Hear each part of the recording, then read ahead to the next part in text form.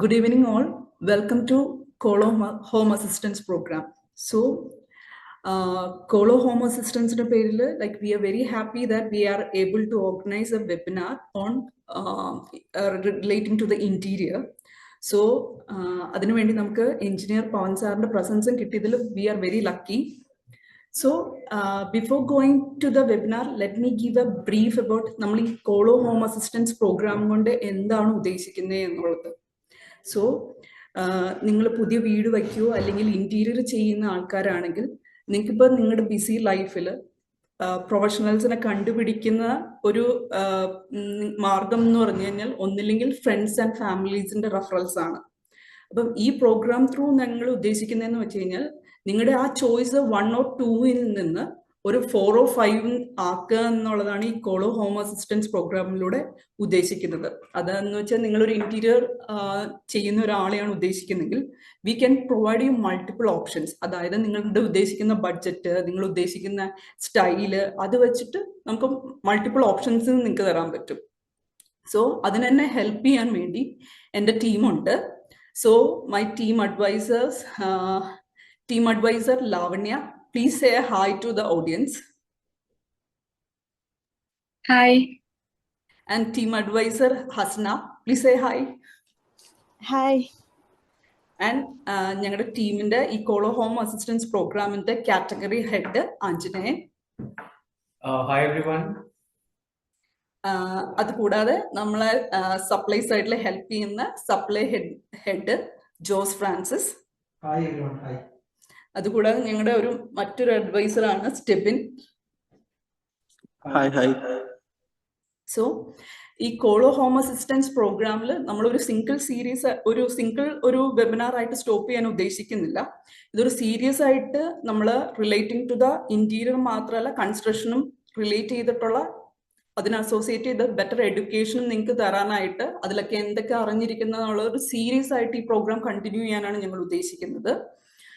So, let me give an introduction to the star of the evening, that is engineer Pawan sir. Pawan sir എന്ന് പറഞ്ഞു കഴിഞ്ഞാൽ is basically civil engineer ആണ്.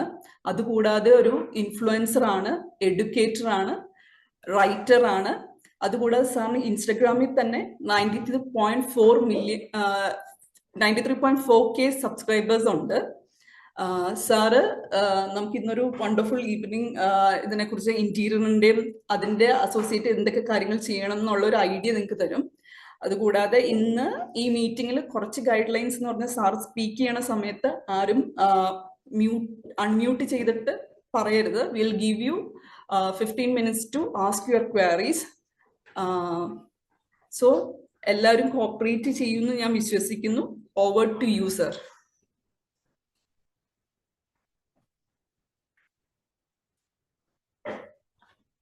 Thank you Teenu. Wonderful introduction. വളരെ precise and concise ആയിട്ട് എന്നെ കുറിച്ച് introduce ചെയ്തു.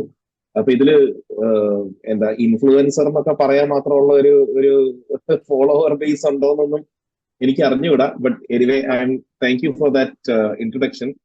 ടീനു, ഞാൻ എന്റെ സ്ക്രീൻ ഒന്ന് ഷെയർ ചെയ്തോട്ടെ.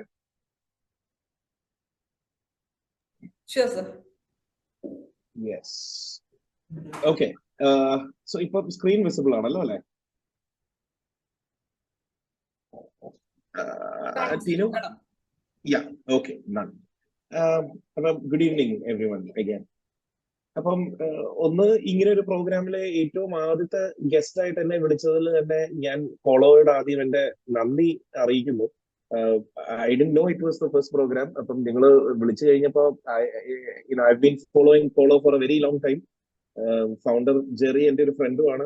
അപ്പം എന്ത് തന്നെയാണെങ്കിലും അത് നമ്മുടെ ഇൻഡസ്ട്രീനെ വളരെ പോസിറ്റീവ്ലി ഹെൽപ്പ് ചെയ്യും എന്നുള്ളതിൽ എനിക്ക് ഒരു സംശയമില്ല. അത് നിങ്ങളുടെ റൈറ്റ് ഫ്രം ഡേ വൺ ഞാൻ കൺവിൻസ്ഡ് ആയിട്ടിരിക്കുന്ന ഒരു സംഭവമാണ്. അതുകൊണ്ട് എന്ത് രീതിയിൽ കോളോവിനെ സപ്പോർട്ട് ചെയ്യാൻ പറ്റിയാലും ഞാൻ സപ്പോർട്ട് ചെയ്യുന്ന എനിക്ക് ഉറപ്പുള്ള ഒരു കാര്യമായിരുന്നു. സോ ടീനു റീച്ച് ഔട്ട് ചെയ്തപ്പോഴും എനിക്കതൊരു ഹെസിറ്റേഷൻ പോലും ഉണ്ടായിരുന്നില്ല.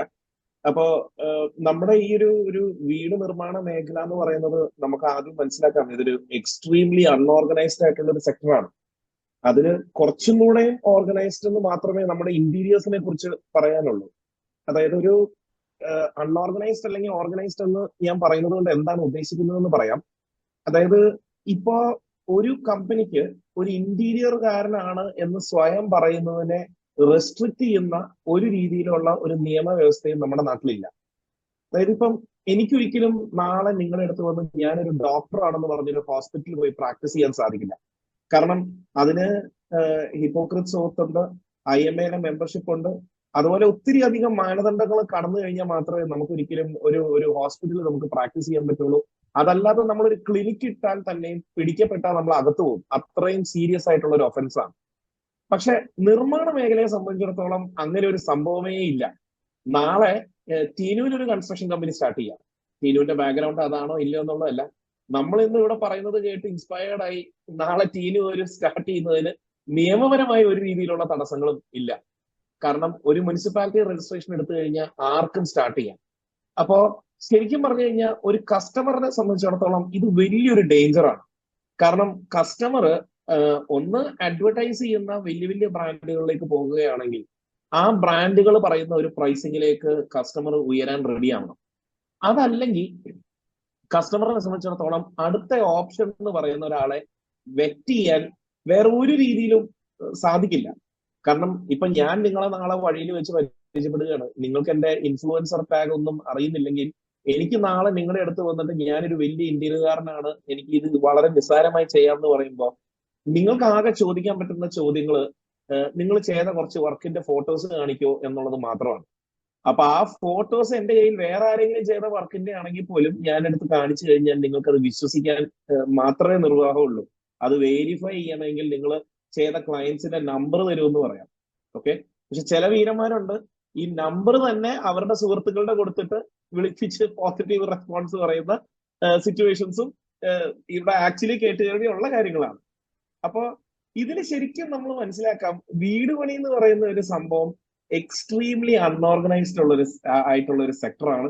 ഇന്റീരിയേഴ്സിൽ കുറച്ചും കൂടെ ഭേദമുണ്ട്.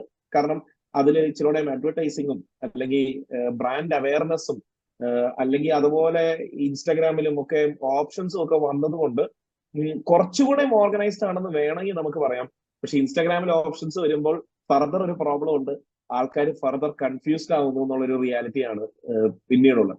അപ്പൊ അതുപോലെയുള്ളൊരു സ്ഥിതിവിശേഷം നമ്മുടെ നാട്ടിലുള്ളത് കൊണ്ടാണ് കോളോയെ പോലെയുള്ള കുറച്ച് ഇനീഷ്യേറ്റീവ്സ് നമ്മൾ അപ്രീഷിയേറ്റ് ചെയ്യേണ്ടത്. കാരണം കുറച്ചുകൂടെ ഒരു ട്രാൻസ്പെറൻസി ഈ ഒരു എൻറ്റയർ സാധനത്തിൽ വരുന്നു എന്നുള്ളതാണ് അതിന്റെ ഒരു എൻഡ് റിസൾട്ട്. എനിവേ, നമ്മുടെ ഇന്നത്തെ ഈ ഒരു പ്രസന്റേഷന്റെ ഒബ്ജക്റ്റീവ് ഞാൻ നിങ്ങളുമായിട്ട് ഷെയർ ചെയ്യാൻ ആഗ്രഹിക്കുന്ന പോയിന്റ് ഇത്രയേ ഉള്ളൂ. ഹോം ഇന്റീരിയേഴ്സിന്റെ വളരെ ബേസിക് ആയിട്ട് എല്ലാവരും അറിഞ്ഞിരിക്കണം എന്ന് ആഗ്രഹിക്കുന്ന കുറച്ച് പോയിന്റ്സും എല്ലാവരുടെയും മനസ്സിൽ ഉരുത്തിരിഞ്ഞു വരുന്ന കുറച്ച് ക്വസ്റ്റ്യൻസും ഉണ്ട്. ഈ ക്വസ്റ്റ്യൻസ് എന്റെ കുറെ വർഷങ്ങളുടെ എക്സ്പീരിയൻസിൽ നിന്ന് നമ്മൾ ക്ലയൻസിനെ മീറ്റ് ചെയ്യുമ്പോൾ എല്ലാവരെയും പറഞ്ഞ് എഡ്യൂക്കേറ്റ് ചെയ്യാൻ വേണ്ടി ഞാൻ എക്സ്ട്രാ എഫേർട്ട് ഇടുന്ന വളരെ കോമൺ ആയിട്ട് വരുന്ന കുറച്ച് ക്വസ്റ്റ്യൻസ് ആണ്. അപ്പോൾ ഈ ഒരു രണ്ട് ഭാഗമായിട്ടാണ് ഞാൻ ആദ്യം ഇതിൽ തിരിച്ചിട്ടുള്ളൂ. എല്ലാവരും അറിഞ്ഞിരിക്കണം എന്ന് ഞാൻ ആഗ്രഹിക്കുന്ന കുറച്ച് പോയിന്റ്സും അതോടൊപ്പം തന്നെ എല്ലാവരുടെയും മനസ്സിൽ സാധാരണ രീതിയിൽ വരാറുള്ള കുറച്ച് ബേസിക് ക്വസ്റ്റ്യൻസ്. അതിനുശേഷം ഞാൻ തിരിച്ച് ഹോസ്റ്റിലേക്ക് അത് കൊടുക്കുകയും ഫർദർ നിങ്ങളുടെ ക്വസ്റ്റ്യൻസ് നമുക്ക് ടേക്കപ്പ് ചെയ്യാൻ ചെയ്യാം. ടീനു, എനിക്കൊരു ചെറിയ ഫേവർ ചെയ്യണം. ഒരു 30 minutes ആവുമ്പോൾ എന്നെ ഒന്ന് സമയം അറിയിക്കണം. കാരണം ടീനു എന്നോട് പറഞ്ഞത് 45 minutes എന്നാണ്. അല്ലെ, എന്റെ അണ്ടർസ്റ്റാൻഡിങ് കറക്റ്റ് ആണല്ലോ അല്ലെ? ഓക്കെ, അതില് എഡിറ്റ് ചെയ്യണോ? 45 minutes എന്നുള്ളത് കുറയ്ക്കണോ? ഇല്ല സർ, സാറിന്റെ കൺവീനിയൻസ് ആൻഡ് കംഫർട്ട് ആണ്. സോ നമ്മൾ ആ സെഷൻ 30-40 മിനിറ്റിലാണെങ്കിൽ 40 മിനിറ്റ്, നമ്മൾ 40-45 മിനിറ്റ് സെഷനും 15 മിനിറ്റ് ക്വസ്റ്റ്യൻ ആൻസറും ആണ് ഉദ്ദേശിച്ചിരിക്കുന്നത്. Done, no problem. അപ്പൊ ഇപ്പൊ ഈ ഒരു മൊമെന്റിൽ നിന്ന് 40 മിനിറ്റ് എന്ന് അസ്യൂം ചെയ്യാം അല്ലെ? Done, thank you Anjana. Alright, so friends, അപ്പൊ ഇതിൽ ഏറ്റവും ആദ്യം നമുക്ക് നോക്കേണ്ട കുറച്ച് 1-2 മേജർ പോയിന്റ്സ് ആദ്യം ഞാനൊന്ന് കുറച്ച് ശ്രദ്ധ ചെലുത്താൻ ആഗ്രഹിക്കുന്നു. ഇതിൽ ആദ്യത്തെ പോയിന്റ് എന്ന് പറഞ്ഞു കഴിഞ്ഞാൽ, സാധാരണ ഒരു വ്യക്തി, ഇപ്പൊ നിങ്ങൾ ഇവിടെയുള്ള ആൾക്കാർ തന്നെയാണെങ്കിലും എങ്ങനെയാണ് ഇന്റീരിയർ വർക്ക് നടത്തിയെടുക്കുന്നത് എന്നുള്ളതാണ്. ആരാണ് ഡിസൈൻ ചെയ്യുന്നത്, ആരാണ് എക്സിക്യൂട്ട് ചെയ്യുന്നത്, ഇതിന്റെ നോർമൽ അപ്രോച്ച് എന്താണ് എന്നുള്ളതാണ്. നോർമൽ അപ്രോച്ച് എന്ന് പറയുന്നത് കൊണ്ട് കറക്റ്റ് അപ്രോച്ച് ആണെന്നല്ല ഞാൻ ഉദ്ദേശിക്കുന്നത്. നോർമൽ അപ്രോച്ച് എന്ന് പറഞ്ഞാൽ മെജോറിറ്റി ആൾക്കാരും ഫോളോ ചെയ്യുന്ന അപ്രോച്ച് എന്തോ അതാണ് നോർമൽ അപ്രോച്ച്. ഓക്കെ, അപ്പൊ നമ്മളിപ്പോ ഒരു എക്സാമ്പിള് തമാശക്ക് പറയുന്നതേ ഉള്ളൂ. ഏറ്റവും കൂടുതൽ നമ്മുടെ നാട്ടില് ആഹാരം എന്ന് നമ്മൾ കഴിക്കുന്നത് ചോറാണ്, ചോറും കറിയുമാണ്. പക്ഷെ ചോറും കറിയാണോ നമ്മുടെ ആരോഗ്യത്തിന് ഏറ്റവും നല്ലത് എന്നുള്ളത് ഡിബേറ്റ് ചെയ്യപ്പെടുന്ന ഒരു പോയിന്റ് ആണ്. ബട്ട് നോർമൽ മീൽ എന്താന്ന് ചോദിച്ചു കഴിഞ്ഞാൽ ഒരാളും പ്രോട്ടീൻസ് ഒന്നും വൈറ്റമിൻസ് ഒന്നും പറയില്ല. എല്ലാരും പറയുന്നത് ചോറും കറിയുന്നത് തന്നെയായിരിക്കും. ബേസിക് പോയിന്റ് എന്ന് പറഞ്ഞു കഴിഞ്ഞാൽ normal approach to interior works ആൾക്കാർ എങ്ങനെയാണ് ഫോളോ ചെയ്യുന്നത് എന്നുള്ളതിന്റെ ഒറ്റ ഉത്തരമേ ഉള്ളൂ. അതായത് 100 കസ്റ്റമേഴ്സ് ഉണ്ടെങ്കിൽ അതിൽ 90 പേരും ഫോളോ ചെയ്യുന്ന അപ്രോച്ച് എന്ന് പറഞ്ഞു കഴിഞ്ഞാൽ ഒരു ഇന്റീരിയർ കോൺട്രാക്ടർ എന്ന് സ്വയം വിശേഷിപ്പിക്കുന്ന ഒരാളുടെ അടുത്തോട്ട് അഡ്വർടൈസിങ് മുഖേനയോ അല്ലാതെ കേട്ടറിവുള്ളതിന്റെ പുറത്തോ ടീനു പറഞ്ഞതുപോലെ ഫ്രണ്ട്സിന്റെയോ അങ്ങനെ ആരുടെയെങ്കിലും റെഫറൻസ് വഴി വരുത്തുന്നു. അവരൊരു കോട്ട് വെക്കുന്നു, അല്ലെങ്കിൽ അവരൊരു വളരെ ഇനീഷ്യൽ ലെവൽ ഒരു ഡിസൈൻ പ്രസന്റ് ചെയ്യുന്നു, അതിന്റെ പുറത്തൊരു കോട്ട് വെക്കുന്നു, മോർ ഓർ ലെസ് കണ്ണടച്ച് ആ കോട്ടിൽ വിശ്വസിക്കുന്നു, എന്നിട്ട് വർക്ക് എക്സിക്യൂട്ട് ചെയ്യുന്നു എന്നുള്ളതാണ് ഏറ്റവും കൂടുതൽ ആൾക്കാർ എടുക്കുന്ന ഒരു അപ്രോച്ച്. അതിൽ ഏറ്റവും എന്താ പറയാ ഏറ്റവും ഇമ്പോർട്ടന്റ് ആയിട്ടുള്ള ഒരു പോയിന്റ് എന്ന് പറയുന്നത്, ഇതില് ശരിക്കും പറഞ്ഞാൽ എന്താണ് ഒരു കോൺട്രാക്ടറെ സംബന്ധിച്ചിടത്തോളം ഉള്ള സെല്ലിംഗ് പോയിന്റ് എന്നുള്ളത്? അവര് ചെയ്ത വർക്കുകളാണോ, അല്ലെങ്കിൽ അവരുടെ ടെക്നിക്കൽ ക്വാളിഫിക്കേഷൻ ആണോ, എന്താണെന്നുള്ളതിന് ഒരൊറ്റ ഉത്തരവേ ഉള്ളൂ, ആ റെഫർ ചെയ്യുന്ന ആളുടെ സ്ട്രെങ്ത് എന്നുള്ളതാണ്. അതായത് എന്റെ ഒരു സുഹൃത്ത് എന്നെ റെഫർ ചെയ്യുമ്പോൾ അതുപോലെ ഇൻഫ്ലുവൻസ് ചെയ്ത് പറയുകയാണ്, അടിപൊളി മനുഷ്യനാണ്, എല്ലാം സത്യസന്ധമായി ചെയ്തു, എല്ലാം അടിപൊളിയായിട്ട് ബഡ്ജറ്റ് ചെയ്ത് തീർത്തു എന്ന് പറയുന്ന ആ ഒരു വാക്കാണ് കൺവേർഷനിലേക്ക് ഏറ്റവും കൂടുതൽ നയിക്കുന്ന ഒരു സംഭവം. നിങ്ങൾ തന്നെയാണെങ്കിലും ഇപ്പൊ ഇവിടെ ഇരിക്കുന്ന അധികം പേരും ഞാൻ മനസ്സിലാക്കുന്നതനുസരിച്ച് ഇന്റീരിയർ വർക്ക് സ്റ്റാർട്ട് ചെയ്യാൻ നിൽക്കുന്നവരാണ്. നിങ്ങൾ തന്നെയാണെങ്കിലും ഒന്ന് സ്വയം അവലോകനം ചെയ്ത് നോക്കാം. ഇപ്പൊ നിങ്ങൾ ചിലപ്പോൾ ഒരു കോൺട്രാക്ടറിനെ മീറ്റ് ചെയ്തിട്ടുണ്ടാകും, അല്ലെങ്കിൽ ആരോടെങ്കിലും നിങ്ങൾ സംസാരിക്കുന്നുണ്ടാവും. ആ സംസാരിച്ചത് നിങ്ങൾ ഗൂഗിൾ ചെയ്തിട്ടായിരിക്കില്ല. ഗൂഗിൾ ചെയ്തവരുണ്ടാകാം, ഇല്ലാന്നല്ല. പക്ഷെ ഏറ്റവും കൂടുതൽ സംസാരിച്ചത് നിങ്ങളുടെ ഏതെങ്കിലും ഒരു സുഹൃത്തിന്റെ വീടോ അല്ലെങ്കിൽ ഒരു സുഹൃത്തിനോടോ നിങ്ങൾ സംസാരിച്ചതിന് ശേഷം ഒരാളുടെ റെഫറൻസ് കിട്ടി അയാളോട് നിങ്ങൾ എൻഗേജ് ചെയ്യുവാണ് ചെയ്തിരിക്കുന്നത്. ഓക്കെ, ഗൂഗിൾ ചെയ്ത് കഴിഞ്ഞാൽ സംഭവിക്കുന്ന ഒരു ഫാക്റ്റ് ആണ് അടുത്ത രസകരമായ ഒരു സംഭവം. നിങ്ങൾ ഇന്റീരിയർ വർക്ക്സ് ഇൻ കൊച്ചിൻ എന്ന് പറഞ്ഞ് ഗൂഗിൾ ചെയ്ത് കഴിഞ്ഞാൽ ഏറ്റവും കൂടുതൽ ഗൂഗിളിലും ഫേസ്ബുക്കിലും അതുപോലെ സോഷ്യൽ മീഡിയയിലും പൈസ സ്പെൻഡ് ചെയ്യുന്നവരായിരിക്കും ഏറ്റവും മുൻപന്തിയിൽ സെർച്ച് റിസൾട്ട്സിൽ വരിക.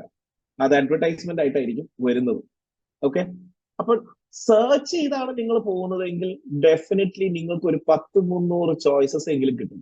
ഇന്റീരിയർ വർക്ക്സ് ഇൻ കൊച്ചിൻ എന്ന് പറഞ്ഞ് സെർച്ച് ചെയ്താൽ പോലും നിങ്ങൾക്ക് ഈ 300 ഓപ്ഷൻസിൽ കുറയാത്ത ഒരു ഓപ്ഷൻ 100% കിട്ടും. അപ്പോൾ ഒരു കസ്റ്റമർ എന്ന നിലയിൽ എന്തായിരിക്കും നിങ്ങളുടെ അപ്രോച്ച്? നോർമൽ അപ്രോച്ച് തന്നെ. അതിൽ ഏതെങ്കിലും ഒരാളെ നിങ്ങൾ വെബ്സൈറ്റ് കണ്ടു, ഇംപ്രസ്ഡ് ആയി, അവരെ നിങ്ങൾ വിളിച്ചു, അവര് വന്നു, അതിനുശേഷം അവര് ഒരു പ്രപ്പോസൽ വെക്കുന്നു, നിങ്ങളുടെ ആവശ്യം മനസ്സിലാക്കിയതിന് ശേഷം ഒരു ടെൻഡറ്റീവ് ആയിട്ടുള്ള ഒരു കോസ്റ്റും അതിലുണ്ടാകുന്നു, ചേഞ്ചസ് എല്ലാം എക്സ്ട്രാ ആണെന്ന് അവർ എഴുതി വെച്ചിരിക്കുന്നു, അവർക്ക് നിങ്ങൾ എത്രയോ ഒരു എമൗണ്ട് അഡ്വാൻസ് കൊടുക്കുന്നു, പിന്നെ ആ യാത്ര അവിടെ വെച്ച് തുടങ്ങുന്നു. ഇങ്ങനെയാണ് അതിന്റെ ഒരു ജനറലി ഇവിടെ നടക്കുന്ന 90% വർക്കുകളും നടക്കുന്നത് അങ്ങനെയാണ്. ഓക്കെ, ഇതാണ് ഏറ്റവും ആദ്യം നിങ്ങൾ മനസ്സിലാക്കേണ്ടത്. നോർമൽ അപ്രോച്ച് എന്ന് പറയുന്നത് എന്താണ്? ഇതാണ് നടക്കുന്നത്. ഓക്കെ, ഇതിൽ ബാക്കി 10% ആൾക്കാരുണ്ടല്ലോ, 90% അല്ലാണ്ട് ബാക്കി വരുന്ന ഒരു 10%, ഇവര് എങ്ങനെയാണ് വർക്ക് കൊടുക്കുന്നത് എന്നുള്ളത് ഒന്ന് നിങ്ങൾക്ക് ചിന്തിച്ചാൽ അറിയാൻ സാധിക്കും. അത് ഒരു ഡിസൈനറുടെ സഹായത്തോടു കൂടിയാണ്. അതായത് ആ വീട് ഡിസൈൻ ചെയ്ത വ്യക്തി ആരാണോ ആ വ്യക്തി ഇയാൾ വർക്ക് ചെയ്യുമെന്ന് പറഞ്ഞ് ഒരു 2-3 റെഫറൻസ് കൊടുക്കുക. അതല്ലെങ്കിൽ ആ വീട് ഡിസൈൻ ചെയ്ത വ്യക്തി തന്നെ പറയുകയാണ്, ഞാൻ ആ വർക്ക് എടുത്ത് തീർത്തു തരാം. ഓക്കെ, അതുമല്ലെങ്കിൽ അവര് വരച്ച ഡിസൈനിന്റെ ബേസിസിൽ വർക്ക് ചെയ്യാൻ പറ്റുന്ന കാർപ്പന്റേഴ്സിനെ ഡയറക്റ്റ്ലി ക്ലയന്റ് മൊബിലൈസ് ചെയ്യുക. ഓക്കെ, ഇങ്ങനെയുള്ള കാര്യങ്ങളാണ്. അപ്പൊ നമുക്കതിന് മനസ്സിലാക്കാവുന്ന സംഭവം ഇത്രയേ ഉള്ളൂ. വളരെ ഹൈ ലെവലിൽ പറയുവാണെങ്കിൽ 2 ഓപ്ഷനേ ഉള്ളൂ. ഒന്നെങ്കിൽ ഒരു സീസൺഡ് അല്ല ഒരു കോൺട്രാക്ടറിനെ ഏൽപ്പിക്കുക, അതല്ലെങ്കിൽ പണിക്കാരെ ഏൽപ്പിച്ചിട്ട് നമ്മൾ ഡയറക്റ്റ്ലി സാധനങ്ങളെല്ലാം എത്തിച്ചു കൊടുക്കുക. ഓക്കെ, 90% കേസുകളിലും ഒരു കോൺട്രാക്ടറിനെ ഏൽപ്പിക്കുന്നതാണ് കൂടുതലും നടക്കുന്നത്. നിങ്ങൾ ചിന്തിക്കുന്നുണ്ടാവും അതല്ല, ഡയറക്റ്റ്ലി പണിക്കാരെ വെച്ച് ചെയ്യുന്നതല്ലേ കൂടുതലെന്ന്. പക്ഷെ അല്ല. ഓക്കെ, അപ്പൊ ഇതിൽ എന്താണ് വ്യത്യാസം? നിങ്ങളിപ്പോ നിങ്ങളെ വീട്ടിലോ നിങ്ങളുടെ സുഹൃത്തുക്കളോ ചെയ്യിച്ചപ്പോ ഏതോ ഒരു ആശാരിനെ വെച്ച് ചെയ്യിച്ചു എന്ന് പറയുമ്പോൾ നിങ്ങൾ ചിന്തിക്കുന്നത് നിങ്ങളല്ലേ സാധനങ്ങൾ മേടിച്ചു കൊടുത്തത്, അപ്പൊ അതുകൊണ്ട് നിങ്ങൾ കാറ്റഗറി 1-ലല്ലേ പെടുന്നത്, അല്ലെങ്കിൽ കാറ്റഗറി 2-ലല്ലേ പെടുന്നത്, പണിക്കാരെ വെച്ചല്ലേ ജയിച്ചതെന്ന് ചോദിച്ചാൽ അല്ല. നിങ്ങളൊരു കോൺട്രാക്ടറിന് ചിലപ്പോൾ ഒരു പേയ്മെന്റ് കൊടുത്തിട്ടുണ്ടാവില്ല, പക്ഷെ അയാൾ പറഞ്ഞ സാധനങ്ങളാണ് നിങ്ങൾ മേടിച്ചിരിക്കുന്നത്. ഓക്കെ, ഞാനിപ്പോ എന്റെ വീട് ചെയ്തപ്പോ ഒരു കാർപ്പന്റർ, ഒരു വ്യക്തി ജോസ് എന്ന് പറഞ്ഞൊരു വ്യക്തി ഉണ്ടായിരുന്നു. ജോസിനെ ഏൽപ്പിച്ചപ്പോ ജോസിനോട് ഞാൻ പറയാണ്, ജോസെ എനിക്ക് ഇവിടെ വാർഡ്രോബ് വരണം, ഇവിടെ കിച്ചൺ വരണം, ഇതിന് ഇന്ന വലിപ്പം ഉണ്ടാവണം, ഡോർ ഇങ്ങനെ തുറക്കണം എന്ന് പറഞ്ഞു എന്നുള്ളത് കൊണ്ട് നിങ്ങൾ ശരിക്കും പറഞ്ഞാൽ കാറ്റഗറി 2-ൽ വരുന്നില്ല. ഓക്കെ, കോൺട്രാക്ടർ എന്ന് പറയുന്ന കാറ്റഗറി 1-ൽ തന്നെ വരുള്ളൂ. കാരണം എന്താന്ന് വെച്ച് കഴിഞ്ഞാൽ ജോസാണ് മെറ്റീരിയൽ തീരുമാനിച്ചിരിക്കുന്നത്, ജോസാണ് കട ഐഡന്റിഫൈ ചെയ്തിരിക്കുന്നത്, ജോസാണ് ഏത് സാധനങ്ങൾ വേണമെന്ന് നിങ്ങളോട് പറഞ്ഞിരിക്കുന്നത്. അതിൽ കുറച്ച് സെലക്ഷൻ മാത്രമേ നിങ്ങളുടെ കയ്യിലുള്ളൂ. പേയ്മെന്റ് നിങ്ങൾ കൊടുത്തത് ഡയറക്ട്ലി കമ്പനിക്കോ ഡയറക്ട്ലി സപ്ലയർക്കോ ആയിരിക്കാം. അത് പറഞ്ഞുകൊണ്ട് കോൺട്രാക്ടർ ഇല്ല എന്നല്ല എന്റെ അർത്ഥം. ഓക്കെ, കോൺട്രാക്ടർ ഇല്ല എന്ന് പറയുന്ന സിറ്റുവേഷൻ, അതായത് ഞാൻ പറഞ്ഞ 10% സിറ്റുവേഷൻ വരുന്നത് ഒരൊറ്റ കേസിലേ ഉള്ളൂ. അതായത് കോൺട്രാക്ടറേ വേണ്ട, ഡയറക്ട്ലി ലേബറിനെ വെച്ച് നിങ്ങൾ ചെയ്യിച്ചോളാം, നിങ്ങൾ തന്നെ സാധനങ്ങൾ കംപ്ലീറ്റ്ലി മേടിച്ചോളാം, അതിൽ നിങ്ങളെ ഗൈഡ് ചെയ്യാൻ ഒരു ആളും ഉണ്ടായിരിക്കണം. അല്ലാതെ ഗൈഡ് ചെയ്യുന്നത് കോൺട്രാക്ടർ ആണെങ്കിൽ ശരിക്കും പറഞ്ഞാൽ നിങ്ങൾ ഫസ്റ്റ് കാറ്റഗറി തന്നെയാണ് പെടുന്നത്. ഇതാണ് നമ്മുടെ ഏറ്റവും കൂടുതലായിട്ട് നോർമലായിട്ട് വരുന്ന സംഭവം. പിന്നെ നിങ്ങൾ മനസ്സിലാക്കേണ്ട ഏറ്റവും മേജർ ആയിട്ടുള്ള ഒരു പോയിന്റ് എന്ന് പറഞ്ഞു കഴിഞ്ഞാൽ, നിങ്ങളുടെ മനസ്സിൽ ഒരു വീടിന്റെ ഇന്റീരിയറിന് എന്തായിരിക്കും ബഡ്ജറ്റ് എന്നുള്ളതായ ഒരു ചിന്തയുണ്ടാവും. ഓക്കെ, ഒരു സ്ക്വയർ ഫീറ്റ് കണക്കിന് പറയാവുന്ന സാധനമാണോ ഇന്റീരിയർ ബഡ്ജറ്റ്? നിങ്ങൾ പലരും വീട് വെച്ചുകൊണ്ടിരിക്കുന്നവരായിരിക്കും. വീട് വെച്ചുകൊണ്ടിരിക്കുന്ന പലരോടും സ്ട്രക്ചർ തീരുന്നത് വരെയുള്ള ഒരു കോസ്റ്റ് ഇന്നത്തെ ഒരു കണക്കിനാണെങ്കിൽ 1500, 1600 എന്ന് പലരും പറഞ്ഞിട്ടുണ്ടാവും. ഇന്റീരിയറിന് എന്ത് കോസ്റ്റ് വരുമെന്ന് നിങ്ങൾ 5 പേരോട് ചോദിച്ചാൽ 10 ഉത്തരങ്ങൾ നിങ്ങൾക്ക് കിട്ടും. അതാണ് ഇന്ന് രസകരമായിട്ടുള്ള ഒരു സംഭവം. കാരണം ഇന്റീരിയറിന്റെ കോസ്റ്റ് നമുക്ക് ഒരു ആബ്സല്യൂട്ട് നമ്പർ ആയിട്ട് ഫിഗർ ഔട്ട് ചെയ്യാൻ പറ്റുന്ന ഒരു സംഭവമല്ല. ഓക്കെ, ഞാൻ ഒരു എക്സാമ്പിൾ ഈ വീടിന് തന്നെ ബേസിസ് ചെയ്തിട്ടുള്ള ഒരു എക്സാമ്പിൾ ഞാൻ നിങ്ങളോട് പറയാൻ ആഗ്രഹിക്കുകയാണ്. നിങ്ങൾ വീട് വെക്കുന്ന സമയത്ത് ആകെ ഈ വാർക്കുന്ന വരെയുള്ള വർക്കിനെ നിങ്ങൾ എടുത്തു നോക്കുക, വാർക്കുന്നത് വരെ. അപ്പോൾ ഫൗണ്ടേഷൻ എന്ന് പറയുന്നത് ഇപ്പൊ നിങ്ങൾ വിചാരിക്കുന്നു കല്ല് കെട്ടി ഫൗണ്ടേഷൻ ചെയ്യാം, 2 നില വാർക്കുക, വാർക്ക് കഴിഞ്ഞ് തേപ്പ്, ഇത്രയും വർക്കിനാണ് നിങ്ങൾ ഒരു കോൺട്രാക്ടറിനെ നിങ്ങൾ വിളിക്കുന്നതെന്ന് ഇരിക്കട്ടെ. നിങ്ങൾ കോൺട്രാക്ടേഴ്സ് എന്ന് പറഞ്ഞ് 5 പേരെ നിങ്ങൾ വിളിച്ചാൽ ആ 5 പേരും പറയുന്ന സ്ക്വയർ ഫീറ്റ് റേറ്റ് എന്ന് പറയുന്നത് ഒരു 100 രൂപ അങ്ങോട്ടോ ഇങ്ങോട്ടോ മാറും. അതിന്റെ അപ്പുറത്തോട്ട് അങ്ങനെ ഒരു മാറ്റം വരില്ല.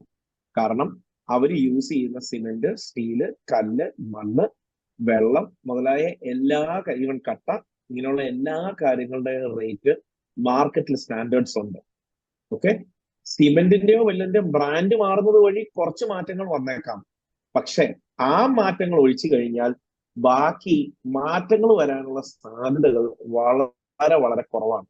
ഓക്കെ, ബേസിക്കലി ഇപ്പൊ ഞാൻ പറയുന്നത് ഒരു വീടിന്റെ ബേസ് ബിൽഡ് എന്ന് നമ്മൾ പറയുകയാണെങ്കിൽ അതിന്റെ ബേസ് എന്ന് പറയുന്ന സംഭവം variation among the contractors is very minimal. Okay, മറിച്ച് ഇന്റീരിയേഴ്സിലോട്ട് വരുമ്പോൾ നിങ്ങൾ ഇതുപോലെ 5 പേരെ വിളിച്ചാൽ നിങ്ങളുടെ വേരിയേഷൻ സ്ക്വയർ ഫീറ്റ് കണക്കിൽ നോക്കിയാൽ 3 ഡിജിറ്റ് പെർസെന്റേജിലേക്ക് വരെ പോകാൻ സാധ്യതയുണ്ട്. ഓക്കെ, ഒരാൾ കോട്ട് ചെയ്യുന്നതിന്റെ ഇരട്ടി വേറൊരാൾ കോട്ട് ചെയ്യാൻ സാധ്യതയുണ്ട് for the same space. Okay, ഇനി അതിന് ഏറ്റവും രസകരമായി നിങ്ങളിപ്പോ ഒരു കിച്ചൺ എടുക്കുവാണ്. ഈ കിച്ചൺ ഒരാളെ കാണിച്ചിട്ട് നിങ്ങൾ പറയുകയാണ് എനിക്ക് ഇതിന്റെ ഒരു റേറ്റ് നിങ്ങൾ ഏകദേശം ഒന്ന് ചെയ്തു തരുമോ എന്ന് ചോദിച്ചാൽ ആ കിച്ചൺ തന്നെ 5 പേരുടെ അടുത്ത് ചോദിച്ചാൽ 5 പേരും പറയുന്ന റേറ്റ് ഭയങ്കര വ്യത്യാസമായിരിക്കും. കാരണം നേരത്തെ എക്സാമ്പിളില് സിമെന്റിന്റെയും സ്റ്റീലിന്റെയും ഒക്കെ വില വേരിയേഷൻ വളരെ കുറവാന്ന് ഞാൻ പറഞ്ഞു. പക്ഷെ ഇന്റീരിയറിലോട്ട് വരുമ്പോൾ ഇതിന്റെ വേരിയേഷൻ ഏത് മെറ്റീരിയൽ എടുക്കുന്നു എന്നുള്ളതിന്റെ ബേസിസിൽ സിഗ്നിഫിക്കന്റ് മാറ്റങ്ങൾ വരാം. ഓക്കെ, നമുക്ക് താഴെ സിമെന്റ്, സ്റ്റീല് എന്ന് പറയുന്ന സാധനത്തിന് പകരം സിമെന്റിന് പകരം വേറൊരു ഐറ്റം ഇല്ല. സിമെന്റ് എന്ന് പറയുന്നതിന്റെ വേരിയസ് ബ്രാൻഡുകൾ തമ്മിലുള്ള പ്രൈസ് ഡിഫറൻസേ വരുള്ളൂ. പക്ഷെ സിമെന്റ് എന്ന് പറയുന്നത് ഒഴിച്ചുകൂടാൻ പറ്റാത്ത ഒരു സാധനമാണ്. ഓക്കെ. മറിച്ച് കിച്ചൺ എന്ന് പറയുന്ന എക്സാമ്പിളിലോട്ട് നമ്മൾ വരുമ്പോൾ കിച്ചണില് നമ്മളിപ്പോ പറയാണ് ബോർഡ് എന്ന് പറയുന്നത് ഏത് ബ്രാൻഡ് വേണം എന്നുള്ളതല്ല നമ്മൾ ചോദിക്കുന്നത്, ഏത് ബോർഡാണെന്നുള്ളതാണ് ആദ്യത്തെ ചോദ്യം. അത് പ്ലൈവുഡ് ആകാം, MDF ആകാം, മെറൈൻ പ്ലൈവുഡ് ആകാം, HDF ആകാം, പാർട്ടിക്കിൾ ബോർഡ് ആകാം, ഫെറോസിമെന്റ് ആകാം, മൾട്ടിവുഡ് ആകാം, WPC ആകാം. ഇതെല്ലാം തമ്മിൽ ഭയങ്കരമായ കോസ്റ്റ് ഡിഫറൻസ് ഉണ്ട്. ഇനി ഇത് തന്നെ നമ്മളിപ്പോ മെറൈൻ പ്ലൈവുഡ് എന്ന് പറയുന്ന ഒരു ഐറ്റം തന്നെ എടുത്തുകൊണ്ടിരിക്കട്ടെ, അതില് ഒരു കോൺട്രാക്ടർ കോട്ട് ചെയ്യുന്ന പ്ലൈയുടെ സ്പെക്ക്, മെറൈൻ പ്ലൈവുഡിന്റെ സ്പെക്ക് വെരി ഹൈ സ്പെക്ക് ആകാം, ആ വേറൊരു കോൺട്രാക്ടർ കോട്ട് ചെയ്യുന്നത് വെരി ലോ സ്പെക്കും ആകാം. ഓക്കെ, രണ്ടിനെയും മെറൈൻ പ്ലൈവുഡ് എന്നായിരിക്കും വിളിക്കുന്നത്. ഓക്കെ, ഞാൻ ജസ്റ്റ് ഒരു കണക്ക് നിങ്ങളുടെ മുമ്പിൽ അവതരിപ്പിക്കാൻ ആഗ്രഹിക്കുകയാണ്. നിങ്ങളിപ്പോ ഒരു കോൺട്രാക്ടറിന്റെ അടുത്ത് പോയിട്ട് നിങ്ങൾ ഏതാണ് മെറൈൻ പ്ലൈവുഡ് യൂസ് ചെയ്യുന്നത് എന്ന് ചോദിച്ചു കഴിഞ്ഞാൽ അവരൊരു ബ്രാൻഡിന്റെ പേര് പറയും. ഓക്കെ, പക്ഷെ ഈ ബ്രാൻഡിന്റെ ഇടയിൽ തന്നെ പലതരം വെറൈറ്റീസ് ഉണ്ട്. ഓക്കെ, സെഞ്ചുറി പ്ലൈവുഡ് എന്ന് പറയുന്ന ഒരു ബ്രാൻഡ് എടുക്കുകയാണെങ്കിൽ അതിൽ ക്ലബ് ക്ലാസ് എന്ന് പറയുന്ന പ്ലൈവുഡ് എടുത്താൽ, മെറൈൻ പ്ലൈവുഡ് എടുത്താൽ സ്ക്വയർ ഫീറ്റിന് 130 രൂപ വില വരാം. ഓക്കെ, മറിച്ച് നിങ്ങൾക്ക് ആ പ്രീമിയം ക്ലാസ്, അതായത് ക്ലബ് ക്ലാസ് എന്ന് പറയുന്ന സാധനം വേണ്ട, സിൽവർ എന്ന് പറയുന്ന സാധനം മതി എന്ന് നിങ്ങൾ പറഞ്ഞാൽ മറൈൻ പ്ലൈവുഡ് എന്ന് പറയുന്ന സെഞ്ചുറി എന്ന് പറയുന്ന ബ്രാൻഡിന്റെ സിൽവറിന് വരുന്ന വില 90 രൂപയാണ്. ഓക്കെ, അപ്പൊ തന്നെ നിങ്ങൾക്ക് ചിന്തിക്കാം ഇതിന്റെ വേരിയേഷൻ എന്ന് പറയുന്ന 50% അടുത്താണ്. ഓക്കെ, ഒരു പ്രൈമറി ബേസ് മെറ്റീരിയലിൽ മാത്രം സെയിം ബ്രാൻഡിന്റെ സെയിം ടൈപ്പ്, അതായത് മറൈൻ പ്ലൈവുഡ് എന്ന് പറയുന്ന അതേ ടൈപ്പ് സെഞ്ചുറി എന്ന് പറയുന്ന ഒരു ബ്രാൻഡിന്റെ വന്നു കഴിഞ്ഞപ്പോഴേക്കും 50% വേരിയേഷൻ ആയി. ഓക്കെ, അപ്പൊ പിന്നെ നമ്മള് മറൈൻ പ്ലൈവുഡിന് പകരം MDF എന്ന് പറഞ്ഞു കഴിഞ്ഞാലോ വേരിയേഷൻ അതിലും കൂടാൻ സാധ്യതയുണ്ട്. ഓക്കെ, ഇവിടെയാണ് ഇന്റീരിയേഴ്സിന്റെ ഏറ്റവും വലിയൊരു സംഭവം രസകരമായി ഒളിഞ്ഞു കിടക്കുന്നത്. അതായത് ഇന്റീരിയറിൽ ഒരു കോൺട്രാക്ടറിന് നിങ്ങളെ കബളിപ്പിക്കാൻ ഭയങ്കര എളുപ്പമാണ്.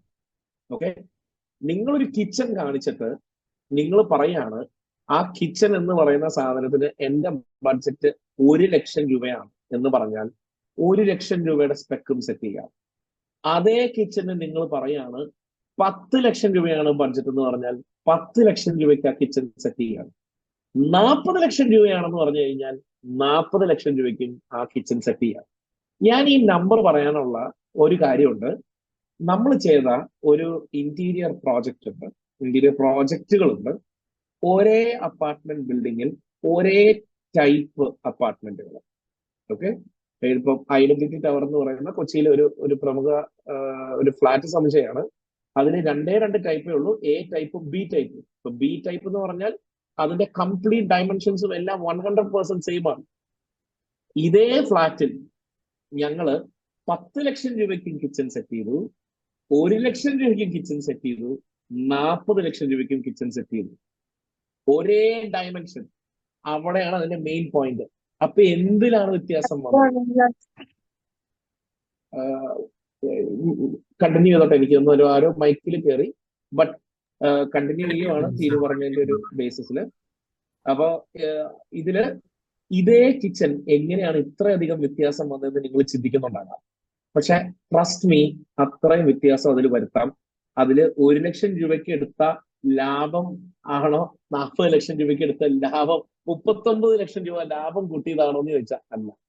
ഫാക്ട് അതല്ല. ഫാക്ട് എന്ന് പറയുന്നത് സ്പെക്ക് അതുപോലെ വ്യത്യാസം വന്നിട്ടുണ്ട്. ഓക്കെ, അപ്പൊ ഈ 1 ലക്ഷം രൂപയുടെ കിച്ചൺ വെച്ചപ്പോൾ ആ ക്ലയന്റിന് അത് വാടകയ്ക്ക് കൊടുക്കാൻ വേണ്ടിയിട്ടാണ്. അതിൽ പ്രത്യേകിച്ച് വേറെ ഒന്നിനെ കുറിച്ചും ആലോചിക്കേണ്ട കാര്യമില്ല. ഓക്കെ, മറ്റത് മകൾക്ക് ഗിഫ്റ്റ് ചെയ്യുന്ന ഒരു വളരെ വെൽത്തി ഫാദറാണ്. അപ്പോൾ എല്ലാ സ്പെക്കും അതുപോലെ കൂടി. അപ്പിയറൻസ് മാത്രമല്ല, അതിന്റെ എല്ലാ രീതിയിലുള്ള യൂട്ടിലിറ്റിയും ആ ഒരൊറ്റ സംഭവത്തില് അത്രയധികം വ്യത്യാസം വന്നിട്ടുണ്ട്. അപ്പോൾ ഞാൻ പറയുന്ന ഏറ്റവും ബേസിക് ആയിട്ടുള്ള ഒരു പോയിന്റിലേക്കാണ് ഞാൻ തിരിച്ചു വരുന്നത്. കിച്ചൺ ഇന്റീരിയേഴ്സിൽ മാത്രം ഇത്രയും വ്യത്യാസം വരുമെങ്കിൽ ഒരു വീടിന്റെ ഇന്റീരിയർ വരുമ്പോൾ എന്തുമാത്രം വ്യത്യാസം വരാം എന്ന് നിങ്ങൾക്ക് ഊഹിച്ചു നോക്കാവുന്നതേ ഉള്ളൂ. ഓക്കെ, അപ്പോൾ പ്രൈമറിലി നിങ്ങൾ മനസ്സിലാക്കേണ്ട പോയിന്റ് ഇത്രയേ ഉള്ളൂ. ഇന്റീരിയറിലോട്ട് വരുമ്പോൾ നിങ്ങളാണ് നിങ്ങളുടെ ബഡ്ജറ്റ് തീരുമാനിക്കുന്നത്. നിങ്ങളുടെ ആഗ്രഹങ്ങളാണ് ഇവഞ്ച്വലി ബഡ്ജറ്റിലേക്ക് വന്ന് എത്തിച്ചേരുന്നത്. ഓക്കെ, നിങ്ങളിപ്പോ പ്രൈമറിലി ഒരു കോൺട്രാക്ടർ, എന്നെ പോലെ ഒരു കോൺട്രാക്ടർ എടുത്തിട്ട് നിങ്ങൾ പറയാണ് എനിക്ക് ഈ കിച്ചൺ 10 ലക്ഷം രൂപയ്ക്ക് ചെയ്തു തരണം എന്ന് പറഞ്ഞാലും അത് ചെയ്യാൻ മാർഗങ്ങളുണ്ട്. എന്റെ കയ്യിൽ ബഡ്ജറ്റ് ഇല്ല, 1 ലക്ഷം രൂപയ്ക്ക് കിച്ചൺ തീർത്തു തരണം എന്ന് പറഞ്ഞാലും അത് ചെയ്യാൻ മാർഗങ്ങളുണ്ട്. നിങ്ങൾ ഏത് കോൺട്രാക്ടറിന്റെ അടുത്തോട്ട് പോകുന്നു എന്നുള്ളതിനാണ് അവിടെ ഏറ്റവും കൂടുതൽ റെലവൻസ് ഇരിക്കുന്നത്. കാരണം ചില കോൺട്രാക്ടേഴ്സ് പറയും എനിക്ക് ചെറിയ വർക്ക് ചെയ്യാൻ താല്പര്യമില്ല. ഓക്കെ, അപ്പൊ അങ്ങനെ നമ്മുടെ ഇന്ന് കേരളത്തിൽ പ്രശസ്തമായ പല ബ്രാൻഡുകളുണ്ട്. അവരുടെ മെറ്റീരിയൽ വെച്ച് മാത്രമേ ചെയ്യുള്ളൂ, സ്റ്റാൻഡേർഡ് ഐറ്റംസ് മാത്രമേ ഉള്ളൂ, സെലക്ട് ചെയ്യാവുന്ന വളരെ കുറച്ച് കളർ പാലേ ഉള്ളൂ. പക്ഷെ എന്നിരുന്നാലും അവർ ചെയ്യുമ്പോൾ വർക്ക് വളരെ നീറ്റായിട്ട് ചെയ്യുന്ന ആൾക്കാരാണ്. ഓക്കെ, അങ്ങനെ അവരുടെ അടുത്ത് പോയി കഴിഞ്ഞാൽ ആ ഒരു കിച്ചണിൽ ബെയർ മിനിമം ഇത്രയും കോസ്റ്റ് വരും എന്നുള്ളത് അവർക്ക് ആദ്യം തന്നെ പറയാൻ സാധിക്കും. കാരണം ഇന്ന് സോഫ്റ്റ്വെയറും മറ്റു കാര്യങ്ങളും അതുപോലെ അപ്ഗ്രേഡഡ് ആണ്.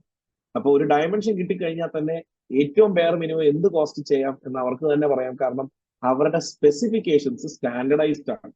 ഞാൻ നേരത്തെ പറഞ്ഞ എക്സാമ്പിൾ പോലെ ഒരിക്കലും അവര് വന്നിട്ട് ക്ലബ് ക്ലാസ് പ്ലൈവുഡും യൂസ് ചെയ്യില്ല, സിൽവറും യൂസ് ചെയ്യില്ല. അവരൊരു ക്ലയന്റിന് വേണ്ടി തീരുമാനിച്ചിരിക്കുന്ന ഒരു സ്പെക്ക് ആയിരിക്കും, ആ സ്പെക്ക് വെച്ചായിരിക്കും അവർ മുന്നോട്ട് പോകുക. അപ്പോ ഒരു ഹോം ഓണർ എന്ന നിലയിൽ വീടിന്റെ ഇന്റീരിയേഴ്സ് ഫൈനലൈസ് ചെയ്യുമ്പോൾ ഏറ്റവും ആദ്യം നമ്മൾ മനസ്സിലാക്കേണ്ടതായിട്ടുള്ള ഒരു ഫാക്ട് എന്ന് പറഞ്ഞാൽ വീടിന്റെ ഇന്റീരിയറിന്റെ ബഡ്ജറ്റ് തീരുമാനിക്കുന്നതും കോൺട്രാക്ടറെ സെലക്ട് ചെയ്യുന്നതിലും വലിയ റോളുണ്ട്. രണ്ടും ഇന്റർഡിപെൻഡന്റ് ആണ്. അതനുസരിച്ചായിരിക്കും ഇതിന്റെ ബഡ്ജറ്റ് വരിക. ഓക്കെ, നോ അടുത്ത കുറച്ച് കോമൺ ആയിട്ടുള്ള കുറച്ച് ചോദ്യങ്ങളിലേക്ക് ഞാൻ വരാൻ ആഗ്രഹിക്കുകയാണ്. ഏറ്റവും പലരുടെയും മനസ്സിൽ കിടക്കുന്ന കുറച്ച് ചോദ്യങ്ങളാണ്. അത് ഞാൻ ഒന്ന് ലിസ്റ്റ് ചെയ്യാം, ഞാൻ പെട്ടെന്ന് അതിന്റെ ഉത്തരവും പറയാം. ആദ്യത്തെ ഒരു ചോദ്യം, when do you need A specialist interior designer എന്നുള്ളതാണ്. ഏത് സിറ്റുവേഷനിലാണ് ഒരു ഇന്റീരിയർ ഡിസൈനർ വേണ്ടി വരുന്നത്? കാരണം ഞാൻ പറഞ്ഞു, നോർമൽ കേസ് എന്ന് പറഞ്ഞു കഴിഞ്ഞാൽ ഒരു കോൺട്രാക്ടറെ നിങ്ങൾ സമീപിച്ചു കഴിഞ്ഞാൽ ആ കോൺട്രാക്ടർ വന്ന് അവര് തന്നെയായിരിക്കും ഡിസൈൻ ചെയ്യുന്നത്. ഓക്കെ, അതിൽ അവരുടെ ആ ഒരു വർക്ക് ചെയ്ത ഒരു ഡിസൈനറിന്റെ ഒപ്പമായിരിക്കും നിങ്ങൾ നിങ്ങളുടെ താല്പര്യങ്ങളും കാര്യങ്ങളും പറയുക. പക്ഷേ ഇതല്ല യൂഷ്വലി ആ 10% കേസിൽ നടക്കുന്നത്. ഞാൻ പറഞ്ഞു 90-10, അതിൽ 10% കേസിൽ സ്പെഷ്യലിസ്റ്റ് ഇന്റീരിയർ ഡിസൈനറിനെ ഹയർ ചെയ്തിട്ടുണ്ട്. ഓക്കെ, ഒരു വീടിന് ആർക്കിടെക്ട് എന്ന പോലെ ഒരു ഇന്റീരിയർ വർക്കിന് ഒരു സ്പെഷ്യലിസ്റ്റ് ഇന്റീരിയർ ഡിസൈനർ. ആ ഇന്റീരിയർ ഡിസൈനറിന്റെ ഒപ്പമായിരിക്കും നിങ്ങൾ വർക്ക് ചെയ്യുക. ആ ഇന്റീരിയർ ഡിസൈനറിന്റെ ഫീസ് എന്ന് പറയുന്നത് വർക്കുമായിട്ട് ബന്ധം ഉണ്ടാവില്ല, പക്ഷെ ആ ഏരിയയുടെ ബേസിസിലോ മറ്റെന്തെങ്കിലും ബേസിസിലോ ആയിരിക്കും വരിക. ആള് വർക്ക് എടുക്കില്ല. ഓക്കെ, ഇന്റീരിയർ ഡിസൈനർ എന്ന് പറയുന്ന ആർക്കിടെക്റ്റിനെ പോലെയാണ്. ആ ഒരു ആർക്കിടെക്ട് നിങ്ങൾക്ക് വേണ്ടി വീട് ഡിസൈൻ ചെയ്തു തരുന്ന ആർക്കിടെക്ട് പല കേസിലും അവര് വേറൊരു കോൺട്രാക്ടറിനെ ആയിരിക്കും വീട് ഏൽപ്പിക്കുക. അവര് തന്നെ വീട് ഏറ്റെടുത്ത് പണിയാന്ന് പറയില്ല. ഓക്കെ, അതുപോലെ തന്നെയാണ് മാർക്കറ്റിൽ നിന്ന് specialist interior designers. Specialist interior designers വേറെ കോൺട്രാക്ടേഴ്സിനെ കൊണ്ടായിരിക്കും വർക്ക് എക്സിക്യൂട്ട് ചെയ്യിപ്പിക്കുക. അപ്പോൾ നിങ്ങളുടെ ഒരു എന്താ പറയുക, ഒരു ക്ലോസ് ബെസ്റ്റ് ഫ്രണ്ട് ആയിട്ട് ആ ത്രൂ ഔട്ട് ഡ്യൂറേഷൻ അവർ കൂടെ നിൽക്കുന്നുണ്ടാവും. നിങ്ങളെ സെലക്ഷൻസിന് നിങ്ങളുടെ ഒപ്പം വർക്ക് ചെയ്യുന്നത് ആ ഇന്റീരിയർ ഡിസൈനർ ആയിരിക്കും. അപ്പൊ ചോദ്യം ഇതാണ്, എപ്പോഴാണ് ഇന്റീരിയർ ഡിസൈനറിനെ വെക്കേണ്ടത്? ഓക്കെ, എല്ലാ കേസിലും ഇന്റീരിയർ ഡിസൈനർ വേണോ? ഓക്കെ, ഇന്റീരിയർ ഡിസൈനർ ഇല്ലാതെ നമുക്ക് വർക്ക് ചെയ്യാൻ പറ്റില്ലേ എന്നുള്ളതാണ് ചോദ്യം. ഈ ചോദ്യത്തിന്റെ ഉത്തരം ഇങ്ങനെ പറയാം, വളരെ ലളിതമായിട്ട് പറഞ്ഞു കഴിഞ്ഞാൽ ഇന്റീരിയർ ഡിസൈനർ വേണം എന്ന് നിർബന്ധം ഇല്ല. ഓക്കെ, വീടിന്റെ വലിപ്പവും എന്തുമാത്രം പോസിബിലിറ്റീസ് അതിന്റെ ഡിസൈനിൽ ചെയ്യാമെന്നും ഒരു ആശയക്കുഴപ്പമുള്ളപ്പോൾ മാത്രമേ നിങ്ങൾ ഇന്റീരിയർ ഡിസൈനറിനെ ഹയർ ചെയ്യേണ്ടതുള്ളൂ. കാരണം ഒരു ഇന്റീരിയർ ഡിസൈനർ വരുമ്പോൾ അവരുടെ കോസ്റ്റ് എന്ന് പറയുന്നത്, എന്റെ അറിവിൽ ഞാൻ ഇന്ന് വരെ വർക്ക് ചെയ്തിരിക്കുന്ന പല ഇന്റീരിയർ ഡിസൈനേഴ്സിന്റെ പുറത്ത് സ്ക്വയർ ഫീറ്റിന് 50 രൂപ തൊട്ട് സ്ക്വയർ ഫീറ്റിന് 350 രൂപ വരെ മേടിക്കുന്ന എക്സ്ക്ലൂസീവ് ഇന്റീരിയർ ഡിസൈനേഴ്സ് ഉണ്ട്. ഇന്ന് കൊച്ചിയിൽ, ഞാൻ നിൽക്കുന്ന കൊച്ചിയിൽ തന്നെ 350 രൂപ പെർ സ്ക്വയർ ഫീറ്റ് മേടിക്കുന്ന ഇന്റീരിയർ ഡിസൈനേഴ്സ് ഉണ്ട്. ഓക്കെ, വളരെ ഫേമസ് ആയിട്ടുള്ള ഇന്റീരിയർ ഡിസൈനേഴ്സ് 350 രൂപ വരെ മേടിക്കും. അപ്പൊ നിങ്ങളൊന്ന് ഓർത്ത് നോക്കുക, നിങ്ങളൊരു 3000 സ്ക്വയർ ഫീറ്റ് വീടാണ് മേടിക്കുന്നത്, അല്ലെങ്കിൽ നിങ്ങളുടെ അപ്പാർട്ട്മെന്റ് എന്ന് പറയുന്നത് ആകെ 2000 സ്ക്വയർ ഫീറ്റ് ഏരിയ ഉള്ളൂ. ഈ 2000 സ്ക്വയർ ഫീറ്റ് ഏരിയയിൽ ഡിസൈൻ ചെയ്യാൻ മാത്രം, ഡിസൈൻ മാത്രം, വർക്ക് ഒന്നും ഉണ്ടാവില്ല, ഡിസൈനിന് മാത്രം 7 ലക്ഷം രൂപ വരെ സ്പെൻഡ് ചെയ്യുന്ന ക്ലയൻസ് ഇന്ന് കൊച്ചിയിലുണ്ട്. ഓക്കെ, അതിന്റെ ആവശ്യമുണ്ടോ എന്നുള്ളതാണ് ചോദ്യം. ഓക്കെ, ഞാൻ നേരത്തെ പറഞ്ഞ ഒരു എക്സാമ്പിൾ ഉണ്ട്. ഒരു കിച്ചൺ 40 ലക്ഷം രൂപയ്ക്ക് സെറ്റ് ചെയ്തു. ഓക്കെ, ആ എക്സാമ്പിളിൽ ആ പ്രോജക്റ്റിൽ നമ്മുടെ ഒപ്പം ഒരു സ്പെഷ്യലിസ്റ്റ് ഇന്റീരിയർ ഡിസൈനർ ഉണ്ടായിരുന്നു. ആ ഇന്റീരിയർ ഡിസൈനറിന് നമ്മൾ സ്പെൻഡ് ചെയ്തത് 10 ലക്ഷം രൂപയാണ്. 3300 സ്ക്വയർ ഫീറ്റ് അപ്പാർട്ട്മെന്റ് ആണ്. സ്ക്വയർ ഫീറ്റിന് 310 രൂപ വെച്ച് 10 ലക്ഷം രൂപയാണ് ആ ഇന്റീരിയർ ഡിസൈനറിന് ആ ക്ലയന്റ് സ്പെൻഡ് ചെയ്യേണ്ടി വന്നത്. ഓക്കെ, അപ്പൊ ചോദ്യം ഇതാണ്, ബഡ്ജറ്റ് ഉള്ളപ്പോഴാണോ ഇന്റീരിയർ ഡിസൈനറിനെ വെക്കുന്നത്, അല്ലെങ്കിൽ ഏരിയ അതുപോലെ കൂടുതൽ ഉള്ളപ്പോഴാണോ ഇന്റീരിയർ ഡിസൈനറിനെ വെക്കുന്നത്? 300 രൂപ അതിനു വേണ്ടി സ്പെൻഡ് ചെയ്യേണ്ട കാര്യമുണ്ടോ? ഓക്കെ, ഇതിന്റെ ആൻസർ ഇങ്ങനെയാണ്, ഇറ്റ് ഡിപ്പെൻസ് എന്നുള്ളതാണ്. ഓക്കെ, അതിന് കൃത്യമായ ഒരു ആൻസർ ഇന്ന കേസ് വരുമ്പോൾ മാത്രമേ ഇന്റീരിയർ ഡിസൈനറിനെ വെക്കാവുള്ളൂ എന്ന് ഞാൻ പറയില്ല. കാരണം പറയുന്നത് തെറ്റാണ്. ഓക്കെ, ഞാനിപ്പോ ഒരു വീട് വെക്കുകയാണെങ്കിൽ അതിന് ഇന്റീരിയർ ഡിസൈനർ ഉണ്ടാകുമോ എന്നുള്ള ഒരു ചോദ്യത്തിന്റെ ഉത്തരവും നിർബന്ധമില്ല എന്നുള്ളതാണ്. ചിലപ്പോ വീട് ഡിസൈൻ ചെയ്യുന്ന ആർക്കിടെക്ട് തന്നെ നമുക്ക് ഇന്റീരിയർ തന്നുകൂടാന്നില്ല. അപ്പൊ ഞാൻ സ്വയം ഇപ്പൊ വീട് വെച്ചുകൊണ്ടിരിക്കുന്ന ഒരു വ്യക്തിയാണ്. എന്റെ ആർക്കിടെക്ട് എന്ന് പറയുന്ന വ്യക്തിയാണ് എനിക്ക് ഇന്റീരിയർ ഡിസൈനും തരുന്നത്. ഓക്കെ, അതിനുവേണ്ടി എനിക്ക് സ്പെഷ്യലിസ്റ്റ് ഇന്റീരിയർ ഡിസൈനർ ഇല്ല. പക്ഷെ എന്റെ ബെസ്റ്റ് ഫ്രണ്ടിന്റെ വീട് ഇന്റീരിയർ ഡിസൈൻ വേറെ പുറത്തു കൊടുക്കുന്ന ഒരു സാഹചര്യം ഉണ്ട്. കാരണം അവിടെ അത്രയും സ്പേസ് ഉള്ളപ്പോൾ ആ സ്പേസിന്റെ ഒപ്റ്റിമം യൂട്ടിലൈസേഷൻ പുറത്തൊരു ഡിസൈനറെ കൊണ്ട് ചെയ്യിക്കണം എന്ന് തോന്നി. ഇതിന് വേറൊരു കുറുക്ക് വഴിയുണ്ട് ഈ ഒരു ചോദ്യത്തിന്റെ ഉത്തരം അറിയാൻ.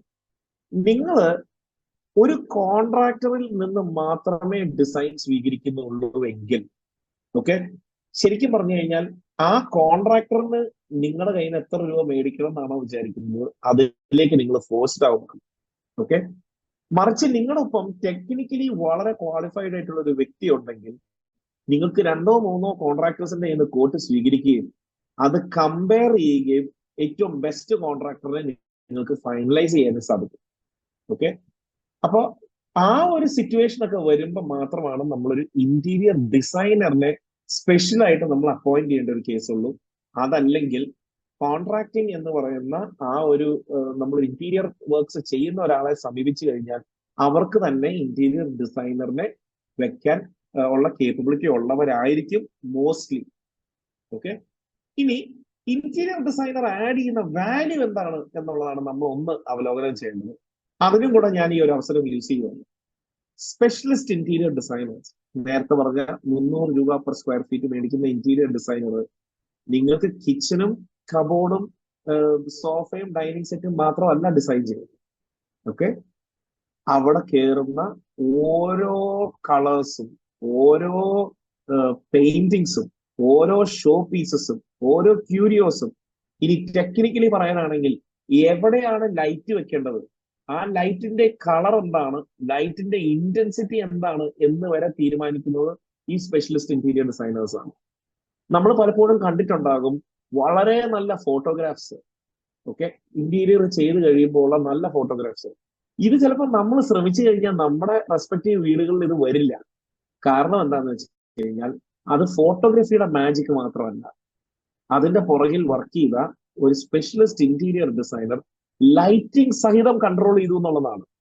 നമുക്ക് ഉദാഹരണത്തിന് ഒരു പെയിന്റിംഗ് കൊണ്ടുവന്നിരിക്കുന്നു, അല്ലെങ്കിൽ നമ്മുടെ തന്നെ നമ്മളിൽ നിന്ന് പിരിഞ്ഞു പോയവര് അവരുടെ ഫോട്ടോസ് നമ്മൾ തൂക്കിയിട്ടിട്ടുണ്ടെന്നിരിക്കുന്നത്, അതിൽ എത്ര വെളിച്ചം വരണം എന്ന് തീരുമാനിക്കുന്നത് വരെ ഒരു ലൈറ്റിംഗ് കൺസൾട്ടന്റ് ആണ്.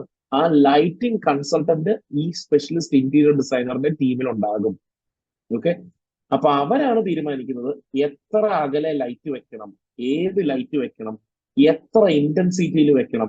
ഇനി അടുത്ത അതിൽ ഒരു പടി കൂടെ മുന്നോട്ട് പോവുകയാണെങ്കിൽ പകല് അത് എത്ര ലൂമൻ വെളിച്ചം തരണം, രാത്രി എത്ര ലൂമൻ വെളിച്ചം തരണം എന്ന്. കാരണം നമ്മൾ കാണുന്ന മെജോറിറ്റി ലൈറ്റിലും ഒറ്റ ഓപ്ഷനേ ഉള്ളൂ, ഓൺ അല്ലെങ്കിൽ ഓഫ്. പക്ഷെ ഇന്നത്തെ ലൈറ്റുകളിൽ നമുക്ക് ആ ഇന്റൻസിറ്റി വരെ കൺട്രോൾ ചെയ്യാവുന്ന ഓപ്ഷൻസ് ഉണ്ട്. ഇത് തീരുമാനിക്കുന്നത് ആ സ്പെഷ്യലിസ്റ്റ് ഇന്റീരിയർ ഡിസൈനറാണ്. അപ്പൊ ചോദ്യം ബഡ്ജറ്റുമായിട്ട് കണക്റ്റഡ് അല്ലേ? അതെ, കാരണം നിങ്ങൾ ആ സ്പെഷ്യലിസ്റ്റ് ഇന്റീരിയർ ഡിസൈനറിന് സ്പെൻഡ് ചെയ്യുന്നത് മാത്രമല്ല, അവർ പറയുന്ന പല കാര്യങ്ങളും നമ്മൾ ഇംപ്ലിമെന്റ് ചെയ്യുമ്പോൾ നമുക്ക് അഡീഷണൽ ചെലവുകളും കൂടെ വരികയാണ്. അപ്പൊ ഒരു സ്പെഷ്യലിസ്റ്റ് ഇന്റീരിയർ ഡിസൈനർ പറയാണ് നമുക്ക് ഇവിടെ ഫുള്ളും ക്ലാഡിങ് ചെയ്യാം, അല്ലെങ്കിൽ ഇന്ന ഐറ്റം വെച്ച് ചെയ്യാം, ഇതിൽ നമുക്ക് ഇന്ന വെളിച്ചം ഇത്ര അകലത്തിൽ നിന്ന് വേണം വരാൻ, അതിന്റെ കളർ ഇതായിരിക്കണം, അതിന്റെ ഇന്റൻസിറ്റി, ഇത് എത്ര ലൂമൻ വെളിച്ചമാണ് വരുന്നത് എന്നുള്ളത് വരെ പ്രീ ഫിക്സ്ഡ് ആയിരിക്കും. ഓക്കെ, അപ്പൊ അങ്ങനെ ഒരു വളരെ ടെക്നിക്കൽ ഒരു ടീംമേറ്റ് നിങ്ങളുടെ കൂടെ ഉണ്ടാകണമെങ്കിൽ നിങ്ങൾ ആ ഒരു സ്പെഷ്യലിസ്റ്റ് ഇന്റീരിയർ ഡിസൈനറിനെ അപ്പോയിന്റ് ചെയ്യണം. ഒരു കോൺട്രാക്ടറും ഈ മേഖലകളിലേക്ക് വരില്ല. ഇതാണ് ഇതിന്റെ മർമ്മപ്രധാനമായിട്ടുള്ള ഒരു പോയിന്റ്. കാരണം കോൺട്രാക്ടറിനെ സംബന്ധിച്ചിടത്തോളം ഏറ്റവും പെട്ടെന്ന് വർക്ക് ചെയ്ത് തീർക്കുക എന്നുള്ളതാണ് മെജോറിറ്റി കോൺട്രാക്ടേഴ്സിനും. വർക്ക്ഷോപ്പ് എന്ന് പറയുന്നത് കാർപ്പൻട്രി യൂണിറ്റ്സ് ആണ്. ഓക്കെ, അപ്പൊ അവരെ സംബന്ധിച്ചിടത്തോളം ഏറ്റവും പെട്ടെന്ന് കാർപ്പൻട്രി ചെയ്ത് തീർക്കുക, കിച്ചൺ, കബോർഡ്, TV യൂണിറ്റ് ചെയ്ത് തീർക്കുക എന്നുള്ളതായിരിക്കും. ചിലവർക്ക് ഫർണിച്ചർ ഔട്ട്ലെറ്റ്സും ഉണ്ടാവും. അപ്പൊ അവര് ഫർണിച്ചറിന്റെ പണിയും കൂടെ ഏറ്റെടുക്കാൻ തീരുമാനിക്കും. പക്ഷെ അവിടെ ഏത് കാർപ്പറ്റ് വരണം, ഏത് കർട്ടൻ വരണം, കർട്ടൻ എന്ത് വെളിച്ചത്തിലായിരിക്കണം, എത്ര ലെയർ കർട്ടൻ വരണം, അതിന്റെ വൂളിന്റെ ഡെൻസിറ്റി എന്തായിരിക്കണം, അത് ഓട്ടോമേറ്റ് ചെയ്യണോ വേണ്ടയോ, എത്ര സ്പീഡിലായിരിക്കണം അത് തുറക്കുന്നത്, അതിന്റെ വെളിച്ചം എങ്ങനെ, എവിടെ ലൈറ്റ് തൂക്കണം, എന്ത് ലൈറ്റ് തൂക്കണം, ലൈറ്റിന്റെ ഇന്റൻസിറ്റി എവിടെ, ഏത് ഷോ പീസ്, അത് എവിടെ, എങ്ങനെ, അത് ഷോ പീസ് എവിടെ നിന്ന് കിട്ടും, ഇങ്ങനെയുള്ള പല പല കാര്യങ്ങളുമാണ് വരുന്നത്. രസകരമായ ഒരു ഇൻസിഡന്റ് ഷെയർ ചെയ്യാം. അതായത് കൊച്ചിയിലെ തന്നെ ഒരു അപ്പാർട്ട്മെന്റില്, ഒരു ഡ്യൂപ്ലേ അപ്പാർട്ട്മെന്റ് ആണ്, ഏകദേശം 7000 സ്ക്വയർ ഫീറ്റ് ഏരിയ വരുന്നുണ്ട്. ഇതിന്റെ നേരെ ഓപ്പോസിറ്റ് ആണ് ശ്രീ മോഹൻലാലിന്റെ അപ്പാർട്ട്മെന്റ് ഉള്ളത്. അത് കാണാനുള്ള ഒരു ഭാഗ്യം എനിക്കുണ്ടായി. ഈ ഒരു അപ്പാർട്ട്മെന്റില് ഒരു വാഷ് ബേസിൻ ഉണ്ട്. ഈ വാഷ് ബേസിൻ പോർച്ചുഗലിൽ നിന്ന് ഇമ്പോർട്ട് ചെയ്തൊരു വാഷ് ബേസിനാണ്. ആ വാഷ് ബേസിന്റെ വില 3.5 ലക്ഷം രൂപയാണ്, വാഷ് ബേസിൻ. ഓക്കെ, പക്ഷെ ഈ വാഷ് ബേസിൻ വന്നാൽ അതിന്റെ കളർ തീരുമാനിച്ചിട്ട് മാത്രമേ പുറയിലെ വാള് പെയിന്റ് ചെയ്യുള്ളൂ എന്ന് തീരുമാനിച്ച ഒരു ഇന്റീരിയർ ഡിസൈനർ ഉണ്ട്. ഓക്കെ, അതുവഴി 8 മാസം പ്രോജക്റ്റ് ഡിലേ ആയി. കാരണം കൃത്യം അന്നാണ്, നിങ്ങൾക്ക് ഓർക്കുന്നുണ്ടോന്ന് അറിയില്ല, എവർഗ്രീൻ എന്ന് പറയുന്ന ഒരു ഷിപ്പിന്റെ ഒരു ചെറിയ ഇൻസിഡന്റ് ഉണ്ടായി. ആ ഇൻസിഡന്റ് കാരണം all over the world Suez canal block ആയതുകൊണ്ട് എല്ലാ ലോജിസ്റ്റിക്സും എഫക്റ്റ് ആയ ഒരു സമയമായിരുന്നു ഇത്. ഓക്കെ, അങ്ങനെ ഒരു വാഷ് ബേസിൻ മൂലം 8 മാസം വീട് വൈകുന്ന സിറ്റുവേഷൻ വരെ ഉണ്ടായിട്ടുണ്ട്. പക്ഷെ ചില ആൾക്കാർ വന്നു കഴിയുമ്പോൾ അതൊരു പ്രശ്നമേ അല്ല. അവർക്ക് അത്രയും പെർഫെക്റ്റ് ആയിട്ട് ആ സാധനം വേണം. അതിന് വേണ്ടിയിട്ടാണ് സ്ക്വയർ ഫീറ്റിന് 550 രൂപ കൊടുത്ത് ഇന്റീരിയർ ഡിസൈനറിനെ അവർ ഹയർ ചെയ്തിരിക്കുന്നത്. ഒന്ന് ഓർത്ത് നോക്കുക, 7000 സ്ക്വയർ ഫീറ്റ് വീടിന് ഇന്റീരിയർ ഡിസൈനർ മേടിക്കുന്ന എമൗണ്ട് എത്രയാണെന്നുള്ളത്. അപ്പൊ അങ്ങനെ വരുമ്പോൾ 3.5 ലക്ഷം രൂപയുടെ വാഷ് ബേസ് എന്ന് പറയുന്ന ഒരു പ്രശ്നമേ അല്ലാണ്ടാണ്. നമ്മുടെ അടുത്ത ചോദ്യം, at what stage should the interior design be done? ഇതൊരു മർമ്മപ്രധാനമായ ഒരു ചോദ്യമാണ്. പലർക്കും എന്ന് പറഞ്ഞാൽ എനിക്ക് പരിചയമുള്ള ഒരു 99% ആൾക്കാർക്കും തെറ്റിപ്പോകുന്ന ഒരു ആൻസർ ആണത്. ഇത് എപ്പോഴാണ് ഇന്റീരിയർ ഡിസൈൻ ചെയ്യേണ്ടത്? വീട് പണി തുടങ്ങുമ്പോഴാണോ, വീട് പണി തീരുമ്പോഴാണോ, പെയിന്റിങ്ങിന് മുന്നേ ആണോ, എപ്പോഴാണ് തുടങ്ങേണ്ടത് എന്നുള്ളത്? അതിനൊരൊറ്റ ഉത്തരമേ ഉള്ളൂ. ആ ഉത്തരം എന്ന് പറഞ്ഞാൽ ഇന്റീരിയർ ഡിസൈനിന്റെ 80% തേപ്പിന് മുന്നേ തീർന്നിട്ടുണ്ടാവണം. മനസ്സിലായല്ലോ? ഞാനത് ഒന്നുകൂടെ റീട്രേറ്റ് ചെയ്യുവാണ്. ഇന്റീരിയർ ഡിസൈനിന്റെ 80% തേപ്പിന് മുന്നേ തീർന്നിട്ടുണ്ടാവണം. ഓക്കെ, തേപ്പിന് ശേഷം വന്ന് ഡിസൈൻ ചെയ്തുകൂടെ എന്നുള്ള ചോദ്യത്തിന്റെ ഉത്തരം ചെയ്യാം, കുഴപ്പമില്ല. അതിപ്പോ പെയിന്റിങ് കഴിഞ്ഞിട്ടാണെങ്കിലും നമുക്ക് ചെയ്യാം. പക്ഷെ അതല്ല, ഇതിന്റെ കറക്റ്റ് സമയം എന്ന് പറയുന്നത് തേപ്പിന് മുന്നേ ആണ്. എന്തുകൊണ്ട് അത് പറയുന്നു എന്നുള്ളതും കൂടെ പറയാം.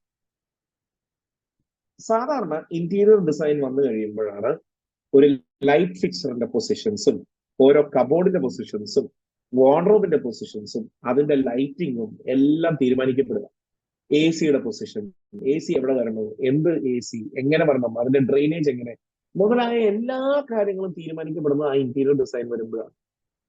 നിങ്ങളൊന്ന് ഓർത്തു നോക്കുക, നിങ്ങളുടെ TV-യുടെ പൊസിഷൻ, TV-യുടെ പുറയിൽ എത്രമാത്രം പ്ലഗുകൾ ഉണ്ടെന്നുള്ളത് നിങ്ങൾക്കറിയാം.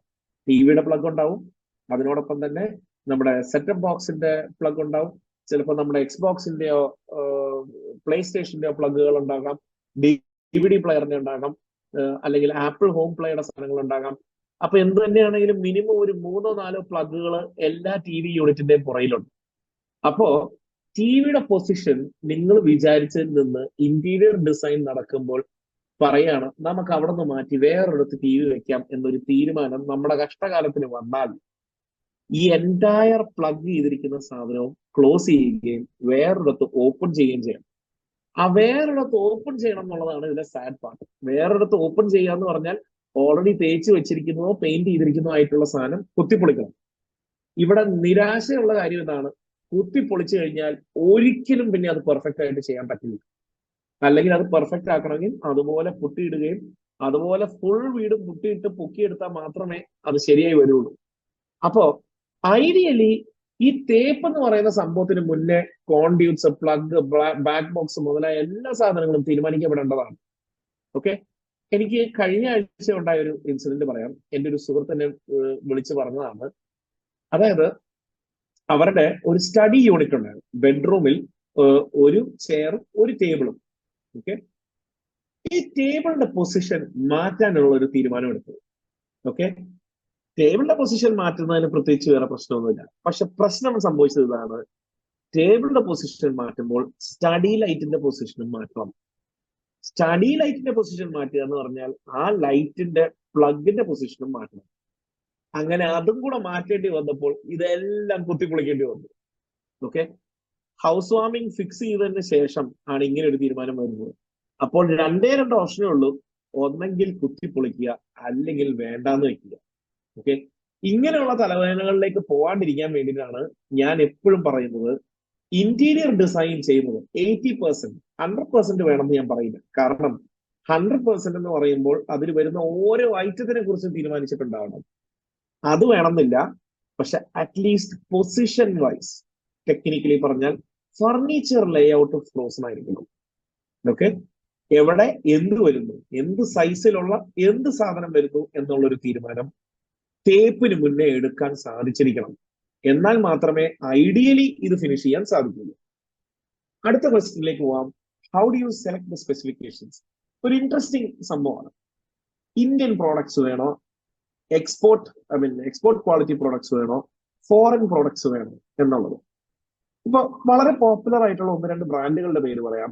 ഹാർഡ്വെയർസ് വരുവാണെങ്കിൽ എപ്കോ എന്ന് പറയുന്ന ഒരു ഇന്ത്യൻ ബ്രാൻഡ്, ഹാഫ്ലെ അല്ലെങ്കിൽ ഹെറ്റിഷ് എന്ന് പറയുന്ന ജർമ്മൻ ബ്രാൻഡ്. ഇതിൽ ഏത് ബ്രാൻഡുകളിലേക്ക് പോകണം എന്നുള്ളതാണ്. ഉത്തരം ഇത്രയേ ഉള്ളൂ, രണ്ടും എക്സ്പീരിയൻസ് ചെയ്യുക, ബഡ്ജറ്റിന്റെ പുറത്ത് തീരുമാനം എടുക്കുക. എന്റെ എക്സ്പീരിയൻസിൽ ഞാൻ പറയാം, എന്റെ സ്വന്തം വീട്ടിൽ ഞാൻ വെച്ചിരിക്കുന്ന എല്ലാം എപ്കോ പ്രോഡക്ട്സ് ആണ്. 12 കൊല്ലമായി ഇതുവരെ ഒരു പ്രശ്നവും സംഭവിച്ചിട്ടില്ല. എന്റെ ചില ക്ലയൻസിന് ഞാൻ വെച്ചിരിക്കുന്ന ഏറ്റവും എക്സ്പെൻസീവ് ഹാഫ്ലെ അല്ലെങ്കിൽ ഹെറ്റിഷിന്റെ പ്രോഡക്ട്സ് ആണ്. ഗ്യാരണ്ടി പീരീഡ് തീരുന്നതിന് മുന്നേ ഡാമേജ് ആയ ഇൻസിഡൻസും ഉണ്ടായിട്ടുണ്ട്. ഓക്കെ, അപ്പോ ഒരു സാധനം ഫോറിൻ ആയതുകൊണ്ട് ബെറ്റർ ആകണം എന്നർത്ഥമില്ല, വില കൂടുതലായതുകൊണ്ടും ബെറ്റർ ആകണം എന്നർത്ഥമില്ല. അഡീഷണൽ യൂട്ടിലിറ്റി ഉണ്ട് എന്ന് നിങ്ങൾക്ക് തോന്നുന്നുണ്ടെങ്കിൽ ബൈ ഓൾ മീൻസ് സ്പെൻഡ് ചെയ്തോളൂ. പക്ഷെ അതല്ലെങ്കിൽ ഇന്ത്യൻ പ്രോഡക്റ്റ് വന്നു എന്ന് പറഞ്ഞ് മോശമാണ് എന്നൊരു അർത്ഥമില്ല. എസ്പെഷ്യലി നല്ല ബ്രാൻഡുകൾക്ക് നല്ല അഡ്വർടൈസിങ് ബഡ്ജറ്റ് ഉണ്ട്. അപ്പോ നിങ്ങളുടെ സോഷ്യൽ മീഡിയ നിങ്ങൾ എടുത്താലും ഒക്കെ ഈ ബ്രാൻഡുകളുടെ അഡ്വർടൈസ്മെന്റ് മൂലം അതാണ് ബെറ്റർ എന്നുള്ളൊരു ചിന്തയിലേക്ക് പോകാനുള്ള സാധ്യതകൾ ഏറെയാണ്. സ്പെസിഫിക്കേഷൻ തീരുമാനിക്കുമ്പോൾ 2 കാര്യങ്ങളെ നമ്മൾ മനസ്സിലാക്കേണ്ടതുള്ളൂ. ഒന്ന്, നമ്മുടെ ആവശ്യം എന്ത്. ഓക്കെ, ആ ആവശ്യം നിറവേറ്റാൻ ഏതാണ് സാധനം നടക്കുക. 2, നമ്മുടെ ബഡ്ജറ്റ് എന്ത്. ഈ ബഡ്ജറ്റിൽ ഉൾക്കൊള്ളിക്കണമെങ്കിൽ എന്ത് സാധനം നമ്മൾ എടുക്കണം. അപ്പോ സ്പെസിഫിക്കേഷൻ തീരുമാനിക്കുമ്പോൾ ഈ 2 കാര്യങ്ങൾ മാത്രമേ നിങ്ങളുടെ മനസ്സിൽ വെക്കേണ്ടതുള്ളൂ. അതല്ലാതെ ഈ ഒരു പ്രോഡക്റ്റ് വന്നതുകൊണ്ട് ബെറ്റർ ആയിരിക്കും എന്റെ വീട് എന്നുള്ളൊരു ചിന്തയിലേക്ക് പോകേണ്ട കാര്യമില്ല. അടുത്തത്, നേരത്തെ പറഞ്ഞത് തന്നെ, ബ്രാൻഡ്സ് മാറ്റർ ചെയ്യുമോ എന്നുള്ള എന്റെ ആൻസർ ഇല്ല എന്നുള്ള ഉറച്ചു വിശ്വസിക്കുന്ന ഒരാളാണ് ഞാൻ. പക്ഷെ ബ്രാൻഡിന്റെ മാറ്റർ ചെയ്യുന്നത് എവിടെയാണെന്ന് ഞാൻ പറയാം. ചില ബ്രാൻഡുകൾ, ഉദാഹരണത്തിന് ഒരു വീട് നമ്മൾ ചെയ്തപ്പോൾ ഉണ്ടായ ഒരു ഇൻസിഡന്റ് എന്ന് പറഞ്ഞു കഴിഞ്ഞാൽ, ആ വീടിന്റെ ഈ ബോട്ടം യൂണിറ്റ്, കിച്ചണിലെ ബോട്ടം യൂണിറ്റില് ഒരു വലിപ്പ് പോലെയുണ്ട്. ഈ വലിച്ചു കഴിഞ്ഞാൽ അതിന്റെ ഉള്ളിൽ ഒരു ഹാർഡ്വെയർ ഉണ്ട്. ആ ഹാർഡ്വെയറിൽ നമുക്ക് സാധനങ്ങൾ വെക്കാൻ വേണ്ടിയിട്ട് ഒരു ട്രേ പോലുള്ള ഒരു അറേഞ്ച്മെന്റ് ആണ്. അപ്പൊ ഒരു ദിവസം നമ്മുടെ കസ്റ്റമർ കെയറിൽ ഒരു കംപ്ലൈന്റ് വന്നു, ആ സാധനം പഴയതുപോലെ പ്രോപ്പറായിട്ട് സോഫ്റ്റ് ക്ലോസ് ആയിട്ട് അടയുന്നില്ല എന്ന്. അപ്പൊ അത് ചെന്ന് നോക്കിയ നമ്മുടെ എഞ്ചിനീയറിന് കാര്യം മനസ്സിലായില്ല, എന്താണ് കാര്യം. കാരണം അതിന്റെ ഉള്ളിൽ ഒരു അരിയുടെ പാക്കറ്റ് അവിടെ ഇരിപ്പുണ്ട്. അവർ നോക്കി, തുറന്നു, അടഞ്ഞു. പക്ഷെ അടയ്ക്കുമ്പോൾ സോഫ്റ്റ് ക്ലോസിംഗ് ആയിട്ട് അടയുന്നില്ല. ഇവിടെ വെച്ചിരുന്നത് ഒരു നല്ല ബ്രാൻഡിന്റെ ഒരു പ്രോഡക്റ്റ് ആണ്. നമ്മൾ ചെയ്തത് ആ ബ്രാൻഡിന്റെ ഹോട്ട്ലൈൻ നമ്പറിൽ വിളിക്കുക ചെയ്തത്. ഓക്കെ, ആ ബ്രാൻഡ് ഇതിന്റെ റിപ്പയറിന് വേണ്ടി ഒരു എഞ്ചിനീയറിനെ വിട്ടു. ആ ടെക്നീഷ്യൻ വന്ന് നോക്കിയിട്ട് ഒറ്റ കാര്യമേ പറഞ്ഞുള്ളൂ, സാറേ ഇതിന്റെ വെയിറ്റ് ക്യാരിങ് കപ്പാസിറ്റി എന്ന് പറയുന്നത് 10 കിലോയാണ്, പക്ഷെ സാർ ഇതിൽ ലോഡ് ചെയ്തിരിക്കുന്നത് 25 കിലോ അരിയാണ്.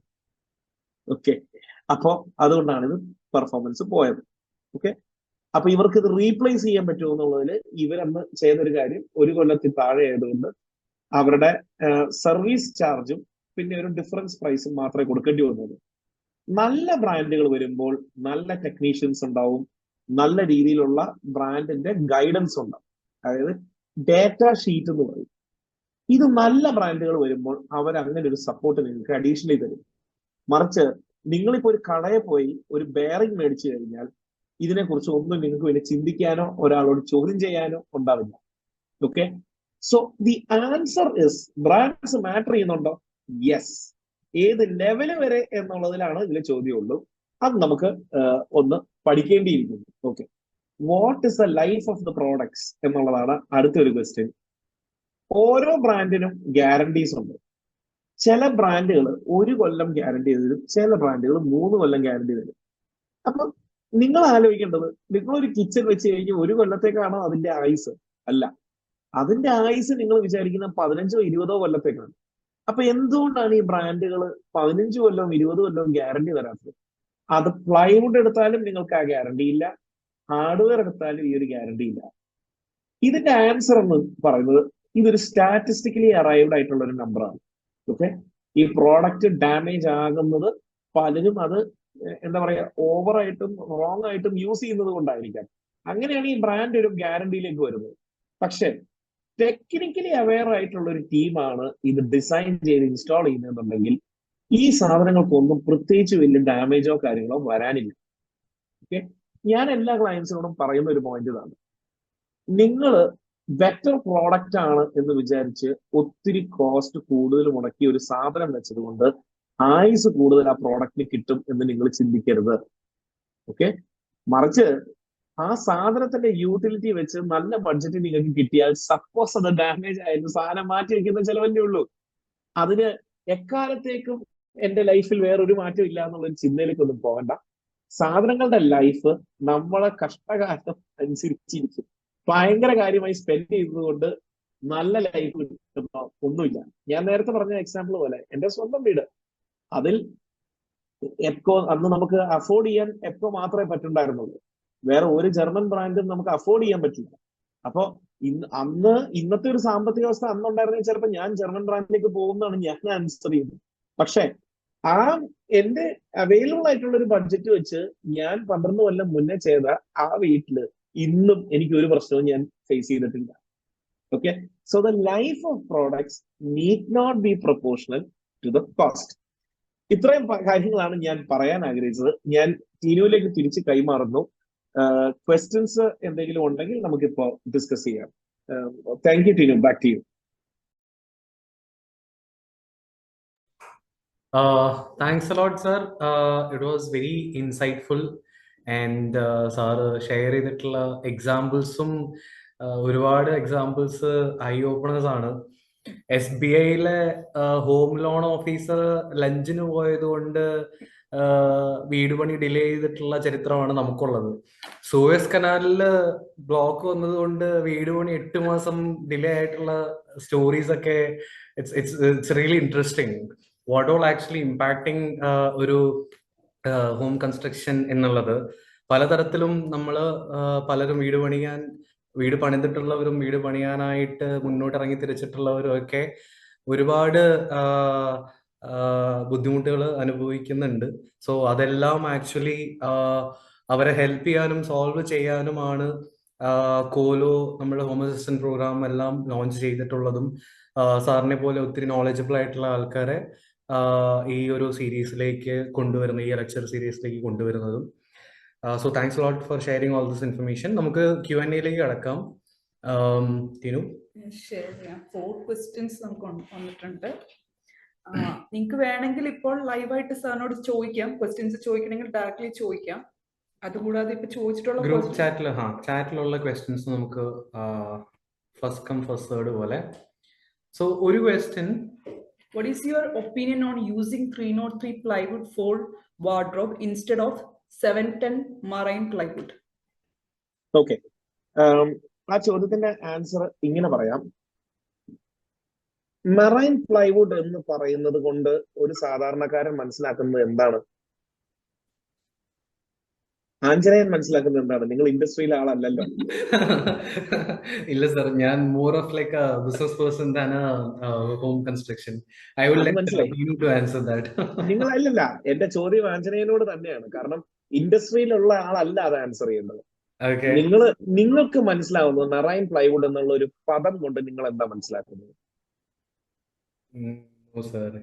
ഓക്കെ, സംഹൗ ആൾക്കാർ മനസ്സിലാക്കുന്നത് മെറൈൻ പ്ലൈവുഡ് വന്നു കഴിഞ്ഞാൽ വേറെ ഒരു പ്രശ്നവും ഒരിക്കലും ഉണ്ടാവില്ല, മെറൈൻ എൻവയൺമെന്റ്സിൽ പ്രശ്നമില്ല എന്നുള്ളതാണ്. അതാണ് ഈ മെറൈൻ പ്ലൈവുഡ് എന്ന വാക്ക് വഴി വരുന്നത്.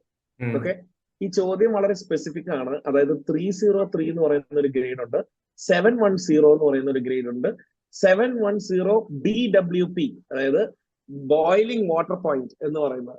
ഓക്കെ, ആ ഒരു സാധനമുണ്ട്. അപ്പൊ ഇതിൽ പ്ലൈവുഡ് യൂസ് ചെയ്യുന്നത് വഴി എന്തെങ്കിലും പ്രോബ്ലം ഉണ്ടോ എന്നുള്ളതാണ് ചോദ്യം. അതിന്റെ ആൻസർ ഇതാണ്, ഡിപ്പെൻസ് എന്നുള്ളതാണ്. നിങ്ങൾ എന്നോട് ഇന്ന് ഈ റെസ്റ്റ് ഓഫ് ദ സെഷൻ ചോദിക്കുന്ന എല്ലാ ചോദ്യത്തിന്റെയും ഉത്തരം ഡിപ്പെൻസ് എന്ന് പറയാവുന്നതാണ്. ഓക്കെ, പക്ഷെ ഞാൻ അതുകൊണ്ട് അത് പറഞ്ഞു ഒഴിവാകുന്നില്ല. ഞാൻ ഇതിന്റെ സയന്റിഫിക് റീസണിങ് പറയാം. ഓക്കെ, ഇതിന്റെ റീസണിങ് ഇതാണ്. വാർഡ്രോബ് എന്ന് പറയുന്ന ഒരു സാധനത്തിൽ ഒരിക്കലും വെള്ളം എക്സ്പെക്ട് ചെയ്യുന്നില്ല. ഓക്കെ, കിച്ചണിൽ നമ്മൾ വെള്ളം എക്സ്പെക്ട് ചെയ്യുന്നുണ്ട്. ഓക്കെ, അപ്പോ കിച്ചണില് 710 BWP യൂസ് ചെയ്യുന്നത് സെൻസിബിൾ ആയിട്ടുള്ള ഒരു ഡിസിഷനാണ്. കാരണം അവിടെ ബോയിലിംഗ് വാട്ടർ വീഴാനുള്ള സംഭവമുണ്ട്, വെള്ളത്തിൽ വീഴാനുള്ള സാധ്യതകളുണ്ട്, എല്ലാം ഉണ്ട്. ഓക്കെ, പക്ഷെ ഞാൻ നേരത്തെ പറഞ്ഞ എക്സാമ്പിൾ ഉണ്ടല്ലോ, എന്റെ ഒരു വാടക വീടിന്റെ ഒരു എക്സാമ്പിൾ ഞാൻ പറഞ്ഞു. 12 കൊല്ലം മുന്നേ ചെയ്ത ഒരു സാധനം. ഓക്കെ, അത് വാടകയ്ക്ക് കൊടുത്തിരിക്കുന്ന ഒരു വീടാണ്.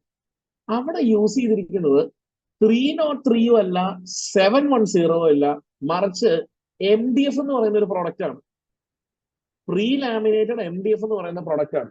ഇപ്പൊ ഇദ്ദേഹം ചോദിച്ചതിൽ ഈ രണ്ട് സാധനങ്ങളെക്കാളും ടെക്നിക്കലി ഇൻഫീരിയർ ആയിട്ടുള്ള ഒരു പ്രോഡക്റ്റ് ആണ്. അത് ഇതുവരെ ലാസ്റ്റ് ചെയ്തു. ഓക്കെ, അപ്പൊ ചോദ്യത്തിന്റെ അത് കിച്ചണില്, ഇത് വാർഡ്രോബിലല്ല, കിച്ചണിൽ അത് ലാസ്റ്റ് ചെയ്തു. പലപ്പോഴും സംഭവിക്കുന്ന ഒരു കേസ് എന്ന് പറഞ്ഞു കഴിഞ്ഞാൽ, ഇതിപ്പോ എല്ലായിടത്തും ഉള്ള ഒരു കാര്യമല്ല, പക്ഷെ പലപ്പോഴും നമ്മൾ മനസ്സിലാക്കേണ്ട ഒരു സാധനം, ഒരുമാതിരിപ്പെട്ട എല്ലാ ഏരിയയിലും ഓവർ ഡിസൈൻ ഉണ്ട്. ഓക്കെ, നിങ്ങളിപ്പോ ഒരു കാർ മേടിക്കാൻ പോവുകയാണെങ്കിൽ ഏറ്റവും വില കൂടിയ കാറ് 0 to 100 in 4 seconds എന്ന് പറയുന്ന ഒരു ഓപ്ഷൻ ആയിരിക്കാം. ഓക്കെ, പക്ഷെ അത് യൂസ് ചെയ്യുമോ? യൂസ് ചെയ്യില്ല. ഓക്കെ, അതിനേക്കാളും നല്ലത് ചിലപ്പോൾ നമ്മുടെ നാട്ടില് 20 ലക്ഷം രൂപയ്ക്ക് മേടിക്കുന്ന താറായിരിക്കാം. ഓക്കെ, അപ്പൊ എന്തിനാണ് 5 കോടി രൂപ കൊടുത്തൊരു കാറ് മേടിക്കുന്നത് എന്നുള്ള ചോദ്യത്തിന് ഉത്തരം യൂട്ടിലിറ്റി അല്ല. Okay, it is not utility, but the perceived belief that it is a better product.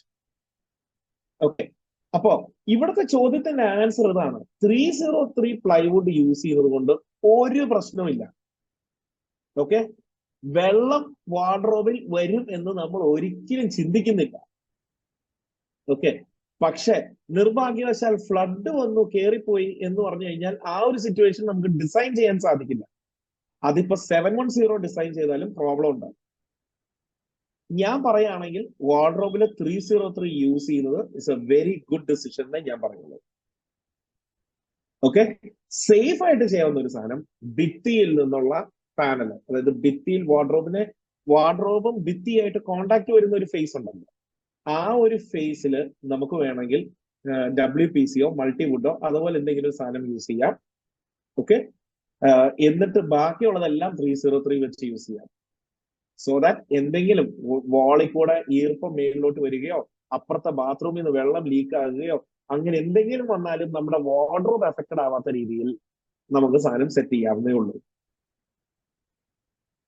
Okay, Sure. All right. So our question answer, I think I've done justice to that question. Yes. Next question. Please suggest economy, mid, and high-end interior options for benchmarking. അത് Nikhil KK ആണ്. Nikhil sir ഉണ്ടോ? അത് questions ഉണ്ട്. അയ്യോ question എന്താ വെച്ചാലേ, ഞാനിപ്പം നമുക്ക് ഇതൊരു ജനറിക് ആയിട്ട് ഞാൻ പറഞ്ഞതാണ്. അപ്പൊ അതൊരു മിഡ് റേഞ്ച് ആണെങ്കിൽ നമുക്ക് ഒരു മെറ്റീരിയൽ സ്പെസിഫിക്കേഷൻ ഉണ്ടാവുമല്ലോ, അല്ലെങ്കിൽ ഇപ്പൊ ഒരു സ്ക്വയർ ഫീറ്റിൽ ഇത്ര വരും എന്നൊരു കാൽക്കുലേഷൻ ഉണ്ടാവുമല്ലോ. അതായത് ഒരു കോമൺ പ്രാക്ടീസ് എന്താണോ അതിലൊരു മിഡ് എന്ന് പറയുന്നത് നമുക്ക് ഡിഫൈൻ ചെയ്യാൻ പറ്റുന്ന ഒരു ഏരിയ എന്താണ്, അല്ലെ എക്കണോമി ആണെങ്കിൽ ഇന്ന സ്പെക്ക് അല്ലെങ്കിൽ അതിൽ എത്രമാത്രം സ്പെൻഡ് വരും, ആ ഒരു റേഞ്ച് എന്താണ്. അതുപോലെ തന്നെ നമ്മൾ ഹൈ എൻഡ് പ്ലാനിലേക്ക് പോവുകയാണെങ്കിൽ ആ ഒരു റേഞ്ച് എങ്ങനെയാണ്, അല്ലെ അതിൽ എന്തൊക്കെ സ്പെസിഫിക്കേഷൻസ് ആണ് നമുക്ക് അഫോർഡബിൾ ആയിട്ട് യൂസ് ചെയ്യാൻ പറ്റുന്നത്. അഫോർഡബിൾ എന്നും അറ്റ് ദ സെയിം ടൈം അത് നമുക്ക് സേഫർ സൈഡിൽ നമുക്ക് ഉപയോഗിക്കാൻ പറ്റുന്ന ഒരു മെറ്റീരിയൽ സ്പെക്കും ആ ഒരു ലെവൽ എന്താണ് എന്നുള്ളതാണ്. ഓക്കെ, നിഖിൽ, ഈ ചോദ്യത്തിന്റെ ആൻസർ അങ്ങനെ ഭയങ്കര എന്താ പ്രൊഫൗണ്ട്ലി വൈസ് ആയിട്ടുള്ള ഒരു ആൻസർ അല്ല ഇത്. ഓക്കെ, കാരണം ആ ചോദ്യം നിങ്ങൾ ചോദിക്കുമ്പോൾ അതിന്റെ ഔട്ടർ ലിമിറ്റ്സ് ഫിക്സ്ഡ് അല്ല. ഓക്കെ, നിങ്ങളിപ്പോ ചോദിച്ചതിൽ എക്കണോമി എന്ന് പറയുമ്പോൾ നിങ്ങളുടെ എക്കണോമിയും എന്റെ എക്കണോമിയും വ്യത്യാസമാണ്. ഓക്കെ, നമ്മൾ രണ്ടുപേരും കൂടാണ്ട് ചിലപ്പം ടീനുവിന്റെ എക്കണോമി എന്ന് പറയുന്നത് വേറൊരു നമ്പർ ആയിരിക്കാം. ഓക്കെ, അപ്പൊ അതുകൊണ്ട് തന്നെ നിങ്ങളിപ്പോ ചോദിച്ചതിന്റെ ഒരു റിലേറ്റീവ് സ്കെയിൽ ഞാൻ പറയാം.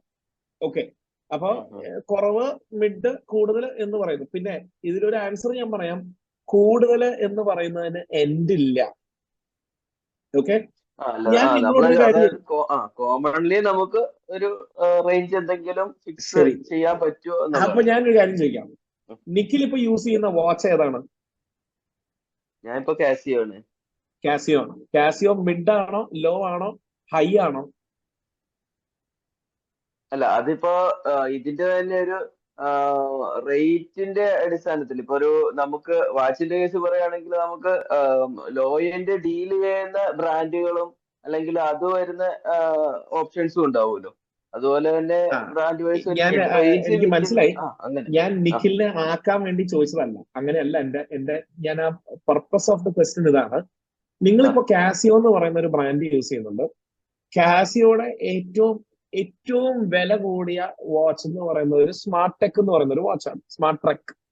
ഓക്കെ, ആ വാച്ചിന്റെ വില 72,000 രൂപയാണ്. അത് സ്റ്റെയിൻലെസ് സ്റ്റീൽ കേസിംഗ് ഉള്ള ഒരു സംഭവമാണ്. പക്ഷെ റോളക്സ് എന്ന് പറയുന്ന ഒരു ബ്രാൻഡിന്റെ ഇന്ന് വില ഏറ്റവും കുറഞ്ഞു നിൽക്കുന്ന സാധനം എന്ന് പറയുന്നത് ഡേറ്റ്ജസ്റ്റ് എന്ന് പറയുന്ന ഒരു വാച്ചാണ്. അതിന് 7.5 ലക്ഷം രൂപയാണ്. ഓക്കെ, പക്ഷെ 101% ഞാൻ പറയുന്നു, സ്മാർട്ട് ട്രെക്ക് കാസിയോയുടെ 10-1 യൂട്ടിലിറ്റി പോലും ഈ 6 ലക്ഷം രൂപയുടെ റോളക്സിനില്ല. ഓക്കെ, പറഞ്ഞു വരുന്ന പോയിന്റ് എന്താന്ന് വെച്ച് കഴിഞ്ഞാൽ, യൂട്ടിലിറ്റി എന്ന് പറയുന്നത് സമയം കാണുക എന്നുള്ളതാണെങ്കിൽ നിഖിലാണ് ഒരു ബെറ്റർ പർച്ചേസർ. ഓക്കെ, കാരണം നിങ്ങൾ ഒരു കാസിയോ ആണ് യൂസ് ചെയ്യുന്നത്. മറിച്ച് യൂട്ടിലിറ്റി എന്ന് പറയുന്നത് വേറൊരാളുടെ മുമ്പിൽ ഒരു ഷോ കാണിക്കാനാണെങ്കിൽ ഡേറ്റ്ജസ്റ്റ് മേടിച്ച എന്നെ പോലെയുള്ള മണ്ടന്മാരാണ് ബെറ്റർ പർച്ചേസേഴ്സ്. ഓക്കെ, ബിക്കോസ് പർപ്പസിൽ ഞാൻ കാസിയോ ഇട്ട് പോയാൽ എനിക്ക് കിട്ടേണ്ട ബാക്കിയുള്ളവന്റെ കയ്യടി എനിക്ക് കിട്ടുന്നില്ല. ഓക്കെ, അപ്പൊ ഇതിലെ ചോദ്യത്തിന്റെ ആൻസർ എന്താന്ന് പറഞ്ഞു കഴിഞ്ഞാൽ, ഇതിലെ ഹൈ എൻഡ് എന്ന് പറയുന്നതിന് ലിമിറ്റ് ഇല്ല എന്നുള്ളൊരു പോയിന്റ് ആണ് ഞാൻ പറയുന്നത്. ഇതിന് ഒരു ലിമിറ്റും ഇല്ല. കാരണം ഇവിടെ നമുക്കിപ്പോ ഒരു പറഞ്ഞു വരുന്ന പോയിന്റ്, ഇപ്പൊ ഒരു എക്സാമ്പിൾ ഞാൻ പറയാം. ഞാൻ നേരത്തെ പറഞ്ഞ ആ ഒരു വീടിന്റെ കേസ് ഞാൻ പറഞ്ഞല്ലോ, 3.5 ലക്ഷം രൂപയുടെ ഒരു വാഷ് ബേസിൻ. ഓക്കെ, ആ 3.5 ലക്ഷം രൂപയുടെ വാഷ് ബേസിൻ ആണോ ഹൈ എൻഡ്? അല്ല. വിൽഫ്രോയ് എന്ന് പറയുന്ന ഒരു ബ്രാൻഡ് ഉണ്ട്. ആ ബ്രാൻഡിന്റെ എൻട്രി ലെവൽ പോയിന്റ് ആണ് 3.5 ലക്ഷം. ഓക്കെ, അപ്പൊ ഇതിനൊരു എൻഡ് ഇല്ല. നിങ്ങൾ ഡിസൈനർ എന്ന് പറയുന്ന കാറ്റഗറിയിലോട്ട് പോയി കഴിഞ്ഞാൽ പിന്നെ ഈ സാധനം അസംബ്ലി ലൈനിലൊന്നും അല്ല വരിക. ഇവിടെ കൊച്ചിയില് ABC എന്ന് പറയുന്ന ഒരു ഷോറൂം ഉണ്ട്. നിങ്ങൾ ആ ABC ഷോറൂമിൽ പോയി കഴിഞ്ഞാൽ ഇതിനൊരു എൻഡ് ഇല്ല. ഓക്കെ, മാർബിള് ഇന്ന് ലോറിയോ ഹോംസ് എന്ന് പറഞ്ഞ കൊച്ചിയിൽ ഒരു ഷോറൂം ഉണ്ട്. ഇമ്പോർട്ടഡ് മാർബിൾസ് മാത്രം വെക്കുന്നതാണ്.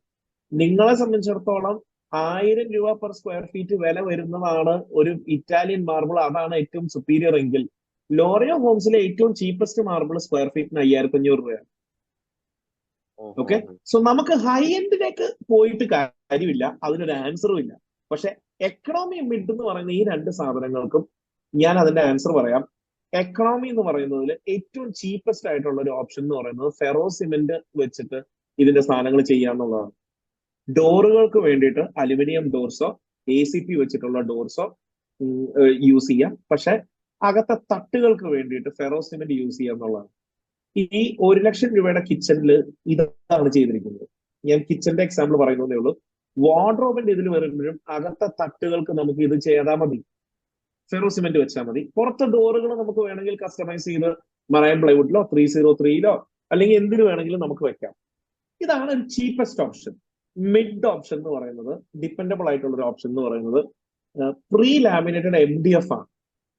ഓക്കെ, പ്രീ ലാമിനേറ്റഡ് MDF എന്ന് പറയുമ്പോൾ MDFന്റെ പോരായ്മകളൊക്കെ ഫാക്ടറിയിൽ വെച്ച് കറക്റ്റ് ചെയ്യുന്നതാണ്. പുറത്തുകൂടെ ഒരു റാപ്പിംഗ് ചെയ്ത് കൊണ്ടുവരുന്ന MDF ആണ്. ഈ പ്രീ ലാമിനേറ്റഡ് MDFന് ഒരു 8-10 ഓപ്ഷൻസ് ഇത് നമുക്ക് സെലക്ട് ചെയ്യാൻ പറ്റും. വിഷ്വലി നല്ല അപ്പീലിംഗ് ആണ്, പക്ഷെ വളരെ കോസ്റ്റ് കുറവാണ്. ഓക്കെ, അതിനുശേഷം അടുത്ത ഒരു സെഗ്മെന്റിലേക്ക് വരുന്നതാണ് ഈ മെറൈൻ പ്ലൈവുഡ് ലാമിനേറ്റ് കൊണ്ട് മെറൈൻ പ്ലൈവുഡിൽ ഒട്ടിക്കുന്നത്. അതാണ് ഏറ്റവും കൂടുതൽ പോപ്പുലർ ആയിട്ട് നിൽക്കുന്ന ഒരു സംഭവം. ഓക്കെ, ഇനി അതിന്റെ അടുത്ത മേളിലോട്ട് വരുവാണെങ്കിൽ മെറൈൻ പ്ലൈവുഡിൽ നമ്മുടെ വിനിയർ വെക്കുന്ന ഒരു സംഭവം. വിനിയർ എന്ന് പറഞ്ഞാൽ തടിയുടെ ചീന്തലുകളാണ്. അത് തടിയും അതിന്റെ ഏത് ടൈപ്പ് തടിയാണ് നിങ്ങൾ സെലക്ട് ചെയ്യുന്നത് എന്നുള്ളതനുസരിച്ച് അത് മാറും. അതിന്റെ ഒപ്പം അത് പോളിഷ് ചെയ്യേണ്ടി വരും. ഓക്കെ, അപ്പൊ നമ്മൾ ഏകദേശം ഹൈ എൻഡിന്റെ സ്റ്റാർട്ടിങ്ങിലോട്ട് വന്നു. ഓക്കെ, ആ വിനിയർ മേടിച്ച് ഒരു മെറൈൻ പ്ലൈവുഡിൽ ഒട്ടിച്ച് വെക്കുന്ന ഒരു സെഗ്മെന്റിലേക്ക് എത്തിക്കഴിഞ്ഞാൽ ഹൈ എൻഡ് എന്ന് പറയുന്ന സാധനത്തിന്റെ ഡോർ അങ്ങ് കടന്ന് നമ്മൾ അങ്ങോട്ട് കടന്നു അല്ലേ. ഓക്കെ, പിന്നീട് ഇവിടുന്ന് അങ്ങോട്ട് മേളിലേക്ക് ഒരു പിടുത്തവും കിട്ടില്ല. ഓക്കെ, അത് നമുക്ക് ആക്ച്വൽ തടി വെക്കാം, തേക്ക് വെക്കാം.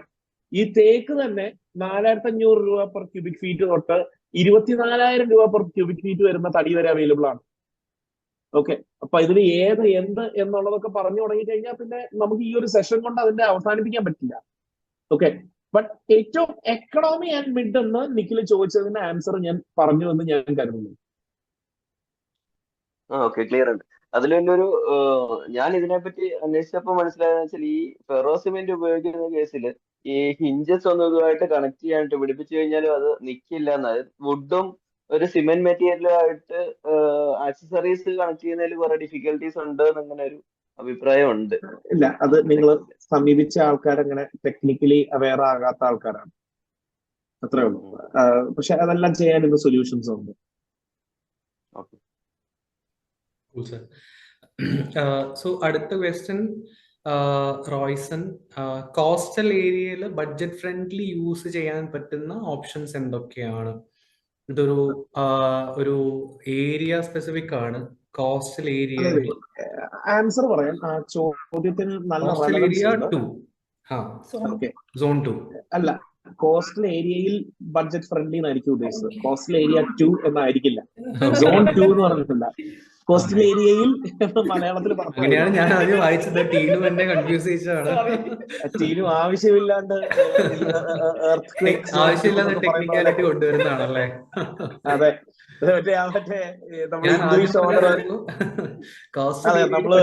പക്ഷെ വളരെ ഒരു ചോദ്യമാണ്. പറയുമ്പോഴത്തേക്കും നമ്മളുടെ ഈർപ്പം കൂടി നിൽക്കുക എന്നുള്ളതിന് പുറമെ ഉപ്പ് കലർന്ന കാറ്റുള്ള സ്ഥലങ്ങളൊക്കെ ആയിരിക്കുമല്ലോ. സോ അവിടെ എങ്ങനെയായിരിക്കും ജനാല തുറന്ന് കാറ്റ് അകത്തോട്ട് വന്നു കഴിഞ്ഞു കഴിഞ്ഞാല് വാർഡ്രോബ് എല്ലാം പോവോ? ഇതാണ് റോയ്സൺ സാറിന്റെ ഒരു ഡൗട്ട്. വളരെ ഇൻട്രസ്റ്റിംഗ് ആയിട്ടുള്ള ഒരു ക്വസ്റ്റ്യൻ ആണ് sir. If you can help him out. ഞാൻ പറയാം. കോസ്റ്റൽ ഏരിയനെ ടെക്നിക്കലി പറയുന്നത് ഹൈലി ഇൻവേസീവ് എൻവയൺമെന്റ് എന്നാണ്. റൈറ്റ്. ഓക്കെ, ഈ ഹൈലി ഇൻവേസീവ് എൻവയൺമെന്റ് എന്ന് പറയുന്നിടത്തോളം ബുദ്ധിമുട്ടേറിയ ജീവിത സാഹചര്യം വേറെ എവിടെയില്ല.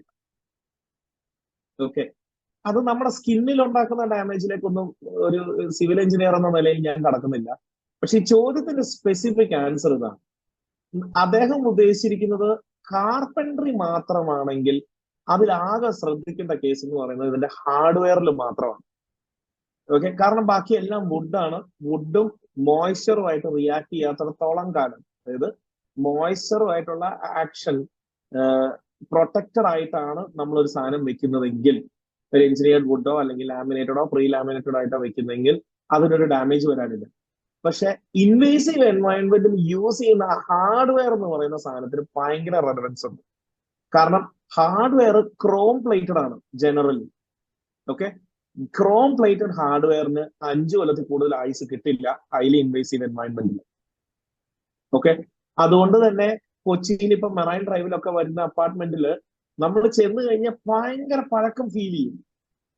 ഓക്കെ, പെട്ടെന്ന് തന്നെ ഇതിന്റെ എല്ലാ ഹാർഡ്വെയർ പ്രോബ്ലംസ് വന്നിട്ടുണ്ട്, ആണികൾക്ക് പ്രോബ്ലം വന്നിട്ടുണ്ടാവും. ഓക്കെ, ഇതിന് ചെയ്യേണ്ട കാര്യം എന്ന് പറഞ്ഞാൽ എസ്പെഷ്യലി ഹാർഡ്വെയർസിലോട്ട് വരുമ്പോൾ, അതായത് ഹാർഡ്വെയർ എന്ന് ഞാൻ പറഞ്ഞ ഹിഞ്ചുകള് അല്ലെങ്കിൽ ഈ പറയുന്ന പോലെ പുൾ ഔട്ട്സ് ഇങ്ങനെയുള്ള സാധനങ്ങൾ വരുമ്പോൾ, പുൾ ഔട്ട്സ് ഇല്ലെങ്കിൽ ഇങ്ങനെയുള്ള കാര്യങ്ങൾ പ്ലാസ്റ്റിക് പ്രോഡക്ട്സിലേക്ക് മാറണം. നിങ്ങൾ വിചാരിക്കും പ്ലാസ്റ്റിക് എന്ന് പറഞ്ഞാൽ ചീപ്പാണ്. പ്ലാസ്റ്റിക്കിലാണ് എക്സ്പെൻസീവ് എന്ന് പറഞ്ഞാൽ അത് കാർബൺ ഫൈബർ കൊണ്ട് ഉണ്ടാക്കുന്നു, അല്ലെങ്കിൽ അതുപോലെയുള്ള പോളിവിനൈൽ പ്രോഡക്ട്സ് എല്ലാം പ്ലാസ്റ്റിക് എന്ന് പറയുന്ന ഒരു കാറ്റഗറിയുടെ ഉള്ളിലാണ് വരുന്നത്. ഓക്കെ, മെറ്റൽ എന്ന് പറയുന്ന സാധനമാണെങ്കിൽ SS പോകുക എന്നൊരു ഒറ്റ ഓപ്ഷനേ ഉള്ളൂ. അത് എക്സ്പെൻസീവ് ആണ്. ഓക്കെ, കാരണം ക്രോം പ്ലേറ്റ് ചെയ്ത് വന്ന് അവിടെ കൊണ്ടുപോയി വെച്ച് കഴിഞ്ഞാൽ ആ സാധനം തുരുമിച്ചു പോകും. അത് കൊച്ചി കോസ്റ്റൽ ലൈനിൽ നിന്ന് ഇത്രയും മാറി കാക്കനാട് താമസിക്കുന്ന എനിക്ക് വരെ ഇതിന്റെ ബുദ്ധിമുട്ടുണ്ട്.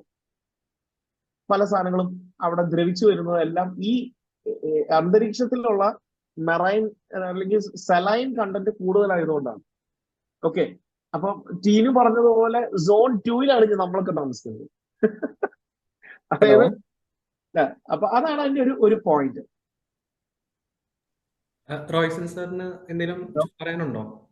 അതെ അതെ ഞാൻ എന്റെ എറണാകുളം വൈപ്പിൻ ഭാഗത്താണ് എന്റെ വീടുള്ളത്. അവിടെ ഈ പറഞ്ഞ പോലെ CRZ സോൺ 2 തന്നെയാണ്. ഇപ്പൊ പറഞ്ഞത് ശരിയുമാണ്. CRZ ആണ്. 3 ആയിരുന്നു, ഇപ്പൊ അത് മാറി 2-ലോട്ട് ഇപ്പൊ വന്നിട്ടുണ്ട്. ഇനി അതിന്റെ അത് പാസ്സായിട്ട് വേണം ഇനി വീടിന്റെ കാര്യങ്ങളും കൂടി നോക്കാനായിട്ട്. കോസ്റ്റൽ ഏരിയ 2 എന്ന് ഉദ്ദേശിച്ചതാണോ? കോസ്റ്റൽ ഏരിയയിൽ ഞാൻ കോസ്റ്റൽ ഏരിയയിൽ നിന്നാണ് ഉദ്ദേശിച്ചത്. ഭാഗ്യം, ഇല്ലെങ്കിൽ തീരുവിന്റെ മുമ്പ് ഞാൻ ചമ്മിയാനെ. അല്ല, തെറ്റി പറഞ്ഞാലും ശരിയാണെന്ന് പറഞ്ഞതാ. ഓക്കെ നമ്മൾ എഞ്ചിനീയറിംഗ് പഠിച്ചു കാരണം ഇച്ചിരി സോൺ ഇൻഫ്ലുവൻസ് വന്നോ എന്നാ. ഓക്കെ, അപ്പൊ ഞാൻ പറഞ്ഞു വന്നതെന്ന് വെച്ചാൽ ഞങ്ങളുടെ അവിടെ ഉപ്പിന്റെ അംശം വളരെ കൂടുതലാണ്. ഞങ്ങളുടെ ഈ വീട് പണിതിട്ടുള്ള സിമെന്റ് ബ്ലോക്ക് അടക്കം ഉപ്പ് പിടിച്ചിട്ട് അത് തള്ളിപ്പോവുകയും അങ്ങനെയുള്ള പ്രശ്നങ്ങളുണ്ട്. അപ്പൊ ഉപ്പിന്റെ അംശം വളരെ കൂടുതലുമാണ്. അതുപോലെ തന്നെ ഒരു ടൈമില് ചില കാലാവസ്ഥ ഇതിനകത്ത് ചില ടൈമിൽ ഭിത്തിയിൽ ഈർപ്പം എപ്പോഴും വന്ന് നിൽക്കും. ആ ഒരു മഴയുടെ സീസൺ കഴിഞ്ഞ് ആ ഒരു വേനൽ ആരംഭിക്കുന്ന ആ ഒരു ടൈമിൽ. അപ്പൊ അതും കോസ്റ്റൽ ഏരിയ ആയിട്ട് ബന്ധമില്ല, ഓക്കെ, അത് ഉപ്പുമായിട്ടും ബന്ധമില്ല. അത് പണിതതിലുള്ള പ്രശ്നമാണ്. അത് ഇതല്ല. പക്ഷെ നിങ്ങൾ പറഞ്ഞ പോയിന്റ് ഇന്റീരിയേഴ്സിലോട്ട് വരുമ്പോ ഡോറുകൾക്കും വിൻഡോസിനും കബോർഡ്സിലും കിച്ചണിനും ഒക്കെ ഫേസ് ചെയ്യുന്ന പ്രോബ്ലം റിയൽ ആണ്. അപ്പൊ ഞാൻ അവിടെ ആദ്യം ഉദ്ദേശിച്ചെന്ന് വെച്ചാൽ ഏറ്റവും ബഡ്ജറ്റ് കുറച്ചിട്ട് ഒരു 850 സ്ക്വയർ ഫീറ്റിന്റെ വീടാണ് ആദ്യം പ്ലാൻ ചെയ്തിട്ടുള്ളത്. അപ്പൊ അതിന് ഒരു കിച്ചണിലൊക്കെ സെറ്റ് ചെയ്യുമ്പോ ഈ പറഞ്ഞ പോലെ ഫെറോ സിമെന്റും അലൂമിനിയവും ആയിട്ട് ഉപയോഗിക്കാന്നാണ് വിചാരിച്ചത്. അപ്പൊ ഈ ഉപ്പിന്റെ പ്രശ്നം വരുമ്പോ ഇതിനകത്തൊക്കെ എങ്ങനെ ബാധിക്കും എന്നുള്ള ഒരു ഡൗട്ട് ഉണ്ട്. അപ്പോ അത് ബാധിക്കുന്ന നിങ്ങൾ ചിന്തിക്കുമ്പോ എന്റെ ആദ്യത്തെ ചോദ്യം, നിങ്ങൾ സ്ലാബിൽ എന്താ അപ്പൊ ചെയ്യാൻ പോകുന്നത്? വീടിന്റെ റൂഫ് എന്ന് പറയുന്ന സാധനം എന്തായിരിക്കും? അത് കോൺക്രീറ്റിന്റെ തന്നെയാണ് ഉദ്ദേശിക്കുന്നത്. പോയില്ലേ, കോൺക്രീറ്റ് എന്ന് പറയുമ്പോ അതിന്റെ ഉള്ളിൽ കമ്പി ഉണ്ടല്ലോ, ആ കമ്പി വലിക്കില്ല. അത് ഉണ്ടാവും. പിന്നെ അത് കവേർഡ് ആണല്ലോ എന്നുള്ള ഒരു ധൈര്യത്തിലാണ്. ഈ പണ്ട് ഞങ്ങൾ എഞ്ചിനീയറിംഗ് കോളേജിൽ പഠിക്കുമ്പോൾ ഞങ്ങൾ ഫ്രണ്ട്സ് എല്ലാരും കൂടെ ഒരു ഹോട്ടലിൽ പോയി. ആ ഹോട്ടലിൽ പോയപ്പോ ഞങ്ങൾക്ക് സെർവ് ചെയ്ത ബിരിയാണിയില് ഒരു പാറ്റ ചത്ത് കിടക്കുന്നുണ്ടായിരുന്നു. അപ്പോ ഞങ്ങൾ ഒരുത്തം പറഞ്ഞ ഒരു ഡയലോഗാണ്, അതായത് അതിന്റെ അകത്ത് ഒരു കോഴി ചത്ത് കിടന്നിട്ട് നിനക്ക് പ്രശ്നമൊന്നുമില്ല, ഒരു പാറ്റ ചത്ത് കിടക്കുന്നത്. ഐ മീൻ അതിന്റെ പോയിന്റ് ഞാൻ പറയാൻ ഉദ്ദേശിച്ചത് എന്താന്ന് വെച്ചാൽ, നിങ്ങൾക്ക് അതിന്റെ യൂസ് ചെയ്യുന്ന, അതായത് നിങ്ങളുടെ സ്ട്രക്ചറൽ സേഫ്റ്റി എന്ന് പറയുന്ന ഏറ്റവും മെയിൻ ആയിട്ടുള്ള സാധനം കമ്പിയാണ്. ഓക്കെ, ആ കമ്പി ഒരു എക്സ്ട്രീംലി കൊറോസീവ് എൻവയൺമെന്റിൽ കോൺക്രീറ്റിന്റെ ഉള്ളിൽ കിടക്കുവാണ്. നിങ്ങൾ കാണുന്നില്ല എന്നുള്ളത് മാത്രമേ ഉള്ളൂ. ദ്രവിക്കുന്നതോ ഡാമേജ് ആവുന്നതോ കാണുന്നില്ല, പക്ഷെ ദ്രവിക്കുന്നുണ്ട്, ഡാമേജ് ആവുന്നുണ്ട്. ഓക്കെ, ബട്ട് കിച്ചൺ അല്ലെങ്കിൽ അതിന്റെ ആക്സസറീസ് എന്ന് പറയുന്ന സാധനം എക്സ്പോസ്ഡ് ആയതുകൊണ്ട് തന്നെ നിങ്ങൾ അത് കാണുന്നുണ്ട്. ഓക്കെ, അതുകൊണ്ട് നിങ്ങൾ അതിനെക്കുറിച്ച് ഇച്ചിരൂടെ അവെയർ ആണ്, കൺസേൺഡ് ആണ്.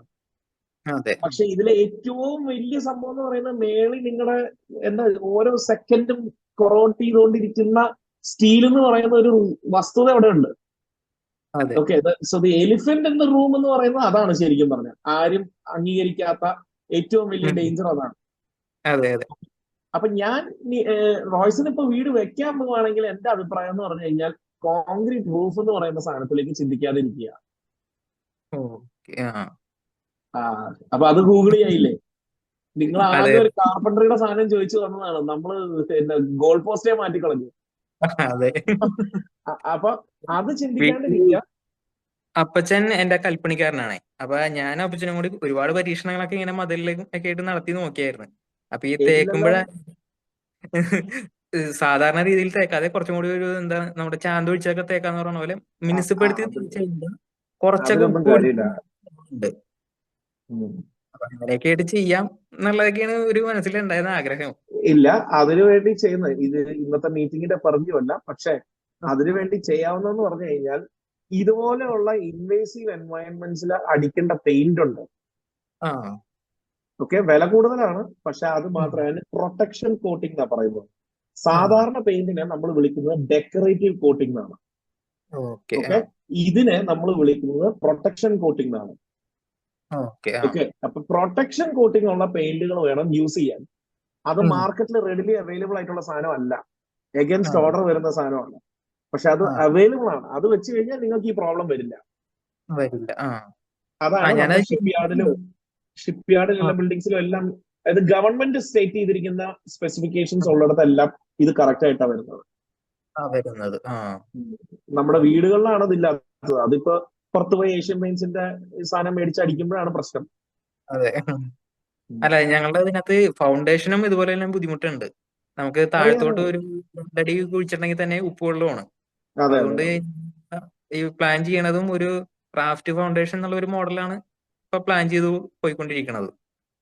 അപ്പൊ ഈ പറഞ്ഞ പോലെ കണ്ട് സംസാരിക്കുമ്പോൾ ഈ പറഞ്ഞ പോലെ ഞാനേ അത് ഇപ്പം നിങ്ങളുടെ ക്വസ്റ്റ്യൻ ആൻസർ ചെയ്യാൻ മടിയുള്ളതുകൊണ്ടല്ല, ഞാൻ എൻജോയ് ചെയ്യുന്നുണ്ട്. പക്ഷെ ഇന്റീരിയർ എന്നുള്ള ഒരു ഇതിൽ നമ്മൾ നിൽക്കുന്നത് കൊണ്ട് ഞാൻ മൈക്ക് നിങ്ങളുടെ കയ്യിൽ നിന്ന് മേടിച്ച് തിരിച്ച് ടീനുവിന്റെ കയ്യിലേക്ക് കൊടുക്കുന്നു.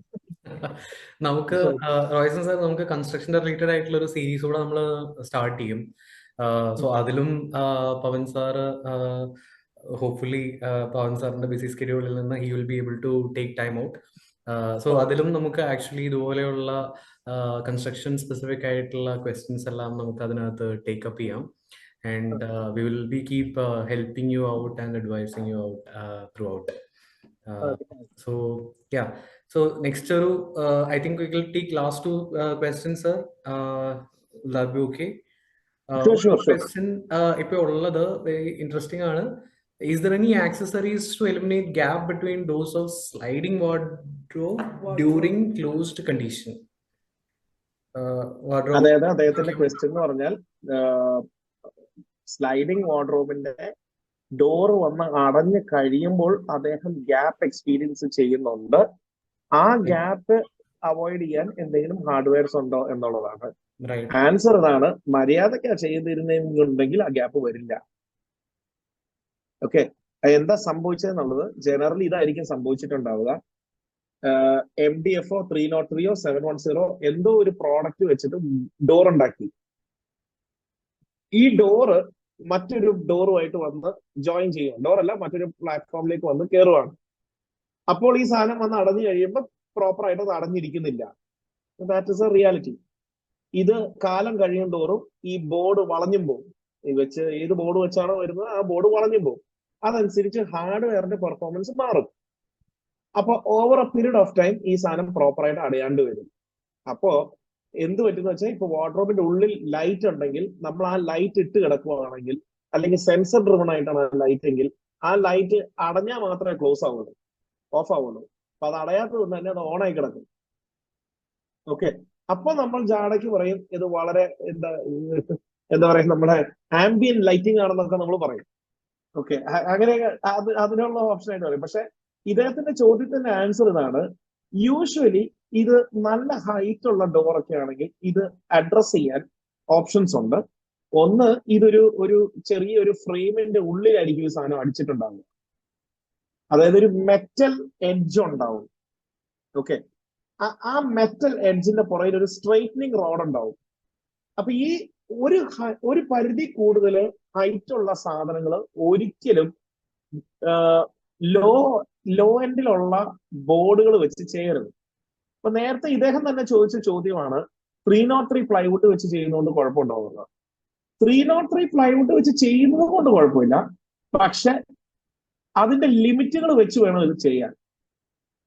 ഓക്കെ, അതായത് ആ ബോർഡ് ഒരു ഹൈറ്റിന്റെ എബവ് വന്നു കഴിഞ്ഞാൽ ആ ബോർഡ് വളയാൻ സാധ്യതകളുണ്ട്. ഓക്കെ, അപ്പൊ ആ ഹൈറ്റിന്റെ താഴെയാണ് ആ ബോർഡിന്റെ ഹൈറ്റ് എങ്കിൽ പ്രശ്നമില്ല. ഓക്കെ, അതല്ലെങ്കിൽ ഒരിക്കലും വളയാത്ത ടൈപ്പ് ബോർഡുകൾ ഇന്ന് മാർക്കറ്റിൽ അവൈലബിൾ ആണ്, അത് വെച്ച് പണിയണം. സോ ഇതിന്റെ ആ ഒരു എഞ്ചിനീയറിംഗ് ആണ് ഇതിന്റെ ബേസിക് സാധനം. ഇത്രയുമേ വെക്കാവുള്ളൂ, ഇതിന്റെ അപ്പുറത്തോട്ട് പോകരുത് എന്നുള്ളത്. Okay, so the answer to his question, properly ചെയ്താൽ അത് വരില്ല. ഇനി ഇപ്പൊ വന്നിട്ടുണ്ടെങ്കിൽ അത് റിപ്പയറബിളും ആണ്. അതിന്റെ ആക്സസറീസ് ആണ് എന്തെങ്കിലും ഉണ്ടോ എന്നുള്ളത്, അതോ നോർമൽ ആയിട്ടുള്ള ഒരു ആക്സസറീസ് ഉണ്ട്. ഓക്കെ, വേറെ ഇനി ക്വസ്റ്റ്യൻസ് നമ്മുടെ ഹോം ഓണേഴ്സിന്റെ ഇനി എന്തെങ്കിലും ഉണ്ടോ? We can just take one more question, otherwise we can actually conclude. എനിക്കൊരു ക്വസ്റ്റ്യൻ ഉണ്ട് on behalf of the home owners. നമ്മൾ ഈ പ്രോഗ്രാം റൺ ചെയ്തതിനകത്ത് നിന്ന് നമുക്ക് ഏറ്റവും കൂടുതൽ വന്നിട്ടുള്ളൊരു ഒരു കോമൺ കൺഫ്യൂഷനും ഇതാണ്. സേ ഇന്റീരിയറിൽ സർ പല ഹോം ഓണേഴ്സിനും അവർക്ക് ഇന്റീരിയർ ചെയ്യുമ്പോഴത്തേക്കും അവരുടെ ഉള്ളിൽ മനസ്സിലുള്ള ഒരു ഇന്റീരിയർ പറയുമ്പോഴത്തേക്കും ബഡ്ജറ്റ് ഇട്ട് വരുമ്പോഴത്തേക്കും ഒരു സേ 8 ലക്ഷം 10 ലക്ഷം 12 ലക്ഷം ഒക്കെ വരുന്നു. കയ്യിലുള്ള ബഡ്ജറ്റ് ആണെങ്കിൽ സേ 4 ലക്ഷം 5 ലക്ഷം, റൈറ്റ്? സോ ഇവിടെ what should be a good decision? Should I compromise on like my interior and bring it down to 5 lakhs, or should I do ഞാൻ 5 ലക്ഷത്തിന്റെ എന്താണോ എൻ്റെ മനസ്സിലുള്ള പ്ലാൻ അതുപോലെ തന്നെ വെക്കുക, 5 ലക്ഷത്തിന് എന്തൊക്കെ ചെയ്ത് തീർക്കാൻ പറ്റുമോ അതെല്ലാം ചെയ്ത് തീർക്കുക, പിന്നെ പൈസ ഉണ്ടാകുമ്പോഴത്തേക്കും ബാക്കിയുള്ള 8 ലക്ഷമാണ് ടോട്ടൽ ബഡ്ജറ്റ് എങ്കിൽ ബാക്കി 3 ലക്ഷത്തിന്റെ വർക്ക് പിന്നെ ചെയ്യുക. എന്റെ പ്ലാൻ അങ്ങനെ തന്നെ എക്സിക്യൂട്ട് ചെയ്യുക എന്നുള്ളതാണോ, അതോ എന്റെ പ്ലാൻ കോംപ്രമൈസ് ചെയ്തിട്ട് 5 ലക്ഷത്തിലെ വർക്ക് തീർക്കുക, which is like A good decision? SBI loan എടുക്കുക. അപ്പൊ 8 വർഷം ആവും. ഓക്കെ, സി അതിന്റെ ആൻസർ ഇതാണ്. ഇന്ന് പണ്ടത്തെ പോലെയല്ല ഇന്റീരിയേഴ്സിനെ നമ്മൾ കുറേയും വിളിക്കുന്ന വാക്കെന്ന് പറയുന്നത് മോഡുലാർ ഫർണിച്ചർ എന്നാണ്. ഓക്കെ, എന്താണ് ഈ മോഡുലാർ ഫർണിച്ചർ എന്ന് ആലോചിച്ചിട്ടുണ്ടോ? Why is it called modular furniture? Modular furniture എന്ന് പറയുന്നത് because basically it comes in modules. Okay, അതായത് ഒരു മോഡ്യൂൾ എടുത്ത് നമുക്ക് ഒരു സാധനത്തിൽ നിന്ന് മറ്റൊരു സാധനത്തിലേക്ക് മാറ്റാം എന്നുള്ളതാണ്. ഓക്കെ, പണ്ട് നമ്മുടെ വീടുകളിലൊക്കെ ഒരു അലമാരി പണിയുക എന്ന് പറഞ്ഞു കഴിഞ്ഞാൽ ഈ ആശാരി പുറത്തിരുന്ന് പണിത് ഭക്ഷണം കഴിക്കാൻ വിളിക്കുമ്പോൾ 10 മിനിറ്റും കൂടെ എന്ന് പറഞ്ഞു പോകുന്നതാണ് നമ്മൾ കണ്ടിട്ടുള്ളത്. ഇന്ന് അങ്ങനെയല്ല. മെഷർമെന്റ് എടുത്തു പോയാൽ 4ാമത്തെ ദിവസം ആ വാർഡ്രോബോ എന്ത് സാധനമാണെങ്കിലും അവിടെ വരും. ഓക്കെ, ആൻഡ് ഡ്രില്ലിംഗ് മാത്രമേ ഉള്ളൂ. വാളിലേക്ക് ഡ്രിൽ ചെയ്യണു, സാധനം പിടിപ്പിക്കുന്നു, സാധനം പിടിപ്പിച്ചു കഴിഞ്ഞ് ഇവര് ശരിക്കും പറഞ്ഞാൽ അടിച്ചു വാരി തൂത്ത് പോകുന്ന ഒരു സിറ്റുവേഷനാണ് നമുക്ക് ഇന്നുള്ളത്. ഓക്കെ, ഒരു ക്ലീനിങ് ബുദ്ധിമുട്ട് മാത്രമേ ഉള്ളൂ. Okay, inconvenience to the end user എന്ന് പറയുന്നത് പ്രാക്ടിക്കലി നില്ലാണ്. ഓക്കെ, ആഞ്ജനേയൻ ചോദിച്ച ചോദ്യത്തിന് ആൻസർ ഇതാണ്. ഞാനൊരു ഇന്റീരിയർ കോൺട്രാക്ടർ എന്നുള്ളതിനേക്കാളും ഉപരിയായിട്ട് ഒരു വീട് പലർക്കും വെച്ചു കൊടുക്കുന്ന ഒരാളെന്ന നിലയിൽ പറയുകയാണെങ്കിൽ ഒരിക്കലും ലോജിക്കൽ ആയിട്ടുള്ള ഒരു ഡിസിഷൻ ഒരു വീട് പണിയുന്ന ഒരു വേളയില് ആഞ്ജനേയനും എടുക്കാൻ പറ്റില്ല. ആഞ്ജനേയൻ മാരീഡ് ആണെങ്കിൽ ആഞ്ജനേയന്റെ വൈഫ് എടുക്കാൻ സമ്മതിക്കത്തില്ല. ഓക്കെ, സോ ആ ഒരു സംഭവം എന്ന് പറഞ്ഞു കഴിഞ്ഞാൽ പിന്നെ ഇതിനെക്കുറിച്ച് വളരെ നിസ്സാരമല്ലേ, നമുക്ക് നാളെ അതുകൊണ്ടേ വെച്ചാൽ പോലെ എന്നുള്ള ചോദ്യത്തിന്റെ ആൻസർ എന്ന് പറയുന്നത് ഒരിക്കലും ലോജിക്കൽ അല്ല. It will always be emotional. നമ്മൾ വീട് പണി തുടങ്ങിയിട്ട് പൂർത്തിയാകാണ്ട് കയറുന്നത് ശരിയാണോ, അല്ലെങ്കിൽ ഇത് നമ്മളിപ്പോ വിട്ട് കഴിഞ്ഞാൽ ഇനി ഒരിക്കലും അത് ചെയ്ത് തീർക്കത്തില്ല, ഇങ്ങനെയുള്ള പല കാര്യങ്ങളും വരും. ഓക്കെ, അപ്പോ അങ്ങനെ വരുന്ന ഒരു ഒരു ഒരു സിറ്റുവേഷൻ ആണ് നമുക്ക് ഇന്ന് നമ്മുടെ ഈ എക്കോസിസ്റ്റത്തിൽ ഉള്ളത്. ഓക്കെ, നിങ്ങളുടെ ചോദ്യത്തിന്റെ answer it can always be done എന്നുള്ളതാണ്. ഓക്കെ, നിങ്ങൾക്ക് ഒരു വീട്ടിൽ 3 ബെഡ്റൂം ഉണ്ട്. ഓക്കെ, കിച്ചൺ അൺഅവോയ്ഡബിൾ ആണ്. കിച്ചൺ നിങ്ങൾ എന്ത് തന്നെയാണെങ്കിലും ചെയ്തേ പറ്റും. ഓക്കെ, പക്ഷെ വാർഡ്രോബ് ഇപ്പൊ നിങ്ങൾക്ക് ആവശ്യമില്ല.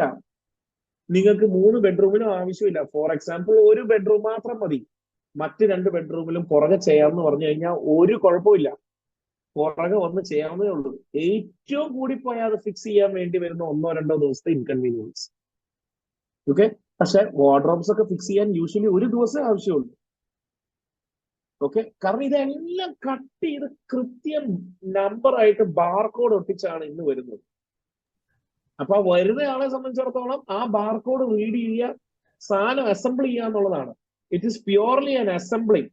നമ്മളൊരു ഓഫീസിലേക്ക് ഒരു ചെയർ വന്നാൽ എങ്ങനെയാണ്? ചെയറിന്റെ ബാക്ക് സപ്പോർട്ടും വീലും 2 അറേഞ്ച്മെന്റ് ആണ്. ഓക്കെ, അവര് വരുന്നു, ഫിക്സ് ചെയ്യുന്നു, പോകുന്നു. സിമിലർലി ആണ് ഇന്ന് വാർഡ്രോബ്സും എല്ലാം. ആൻസറിൽ ഞാൻ പറയുകയാണെങ്കിൽ പ്രയോറിറ്റൈസ് ചെയ്യുക എന്നുള്ളതാണ്. ആദ്യം kitchen, that is the first priority. അതിൽ ഒരു രീതിയിൽ ഒരു കുറവ് വരരുത്. രണ്ടാമത്തത് വാർഡ്രോബ്. ഓക്കെ, മൂന്നാമത്തത് TV യൂണിറ്റ്. ഓക്കെ, നാലാമത്തത് ബെഡ്. ചിലർക്ക് അത് ആദ്യം ബെഡായിരിക്കും കേട്ടോ, എനിക്കറിയില്ല. പക്ഷെ ഇതിലെന്താ സംഭവം എന്ന് പറഞ്ഞാൽ ബെഡിന് ഇന്റീരിയറുകാരൻ വരണമെന്നില്ല. നിങ്ങൾക്കൊരു റെഡിമെയ്ഡ് ആയിട്ടാണെങ്കിലും മേടിക്കാം. പക്ഷെ അവിടെ ഒരു ചോദ്യം, റെഡിമെയ്ഡ് ആയിട്ട് മേടിച്ചാൽ മതിയോ എന്നുള്ളത് പറഞ്ഞു കഴിഞ്ഞാൽ ഞാൻ പോരാന്നേ പറയുള്ളൂ. കാരണം ആ ഒരു ഓവറോൾ തീമിലോട്ട് മാച്ച് ചെയ്ത് ഒരു ഡിസൈൻ എത്തിക്കാനൊക്കെ അതും ബഡ്ജറ്റ് വലിയ വ്യത്യാസം ഇല്ലാണ്ട് ചെയ്താൽ മതി. ഓക്കെ, അപ്പൊ യൂട്ടിലിറ്റിയിൽ നിങ്ങൾക്ക് തീരുമാനിച്ചു കഴിഞ്ഞാൽ അത് എങ്ങനെ വേണമെങ്കിലും ചെയ്യാം, എങ്ങനെ വേണമെങ്കിലും അതിന്റെ കോസ്റ്റ് ഫ്ലോ ചെയ്യാം. പക്ഷെ ഇത് വീടുകളിൽ പറ്റില്ല. ഇന്റീരിയർ അല്ല, നോർമൽ വീടിന്റെ പണി വരുമ്പോൾ അത് പറ്റില്ല. നിങ്ങൾക്ക് കിച്ചൺ പിന്നെ ചെയ്താൽ മതിയോ എന്ന് ചോദിച്ചാൽ അതിന്റെ ഭിത്തി നമുക്ക് അന്ന് കെട്ടിയില്ലെങ്കിൽ കെട്ടാൻ പറ്റില്ല. ഓക്കെ, നമുക്ക് പ്ലംബിംഗ് പിന്നെ ചെയ്താൽ മതിയോ എന്ന് വെച്ചാൽ നിങ്ങൾക്ക് പിന്നെ വീട് യൂസ് ചെയ്യാൻ പറ്റില്ല. ഇലക്ട്രിക്കലോ പ്ലംബിങ്ങോ നിങ്ങൾക്ക് പിന്നെ ചെയ്യാൻ പറ്റില്ല, അത് അപ്പൊ തന്നെ ചെയ്തു വെക്കണം, അല്ലെ? ഇന്റീരിയർ മാത്രം നമുക്ക് ആ ഒരു ഓപ്ഷൻ ഉണ്ട്. ഇപ്പൊ വേണ്ട, നമ്മുടെ ബഡ്ജറ്റ് അനുസരിച്ച് നമുക്ക് പയ്യെ മുന്നോട്ട് വരാം എന്നുള്ളത്. Okay, right sir, clear. Okay, alright. അപ്പൊ ഡൺ. നമ്മുടെ ക്വസ്റ്റ്യൻ ആൻസർ ഒക്കെ കഴിഞ്ഞല്ലോ. ഇപ്പൊ ആഞ്ജനേയൻ വീട് വെച്ചിട്ടുണ്ടോ? വെച്ചു സാർ. ഒരു 6 വർഷം മുമ്പേ ആ ഒരു നടുവടിയിൽ കഴിഞ്ഞതാണ്. കഷ്ടം. ഇന്റീരിയർ ഒക്കെ ഉണ്ടെങ്കിൽ പറയണോട്ടോ, ചെയ്തു തരാട്ടോ. സാറ് പറഞ്ഞതുപോലെ പൊണ്ടാട്ടി സമ്മതിച്ചില്ല. ഇല്ലാതെ പാല് കാച്ചില്ലെന്നാ പറഞ്ഞത്. സോ കടമെടുത്ത് തന്നെ ചെയ്യേണ്ടി വന്നു. അതാണ് ആ ചോദ്യത്തിന്റെ ആൻസർ വന്നപ്പോ ഒന്ന് ചിരിച്ചത്. തീർച്ചയായിട്ടും അന്ന് നടന്നത് സാർ എങ്ങനെ മനസ്സിലാക്കിയെന്നാ. ഒരു ലാസ്റ്റ് ക്വസ്റ്റ്യൻ വന്നിട്ടുണ്ട്. In case which do you think is better, sir, an assembled wardrobe or one done on site? Advantages and disadvantages. Assembled ആണോ സൈറ്റിൽ ചെയ്യുന്നതാണോ എന്നുള്ളത് നമുക്ക് ആ ഒരു ക്വസ്റ്റ്യൻ കൂടെ എടുത്തിട്ട് may be we can actually wrap up, sir. Sure.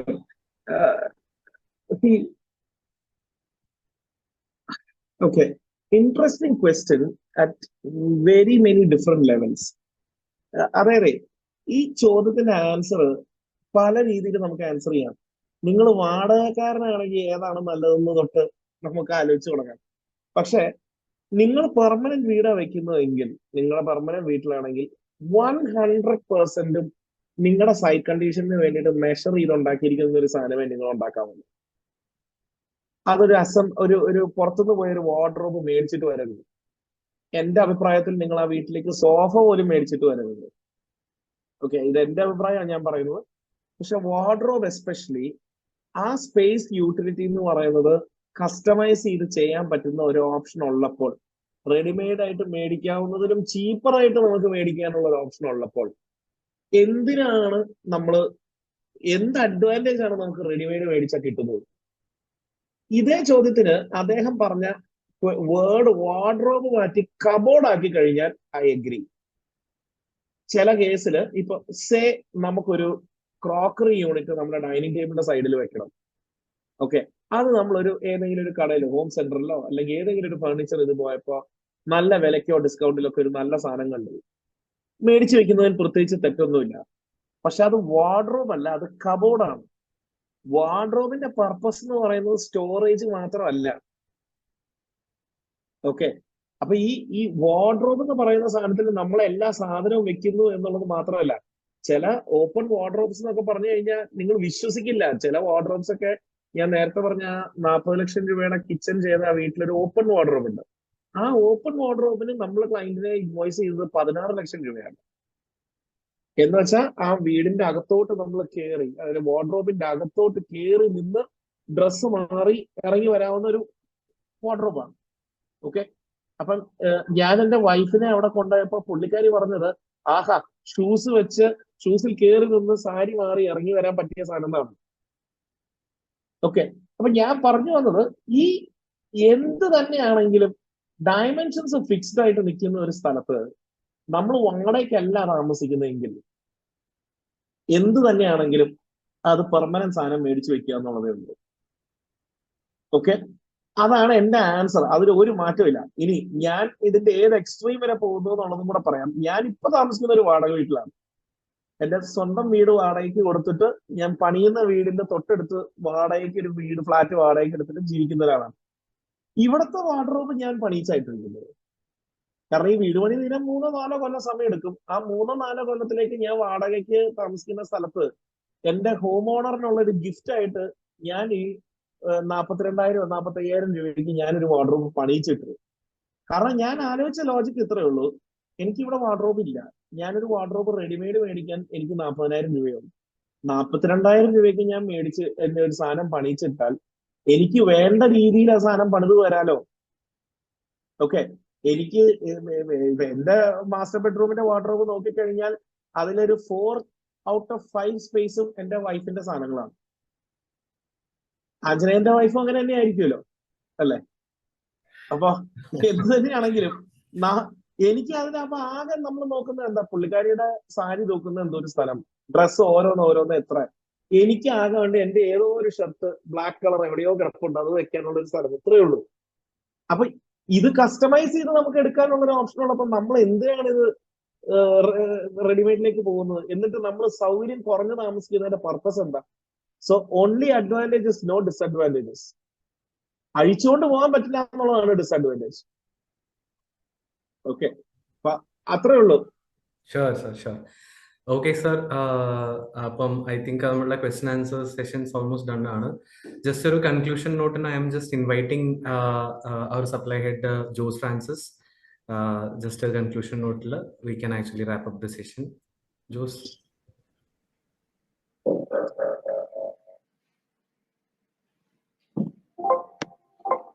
Hi everyone. First of all, that was an amazing session.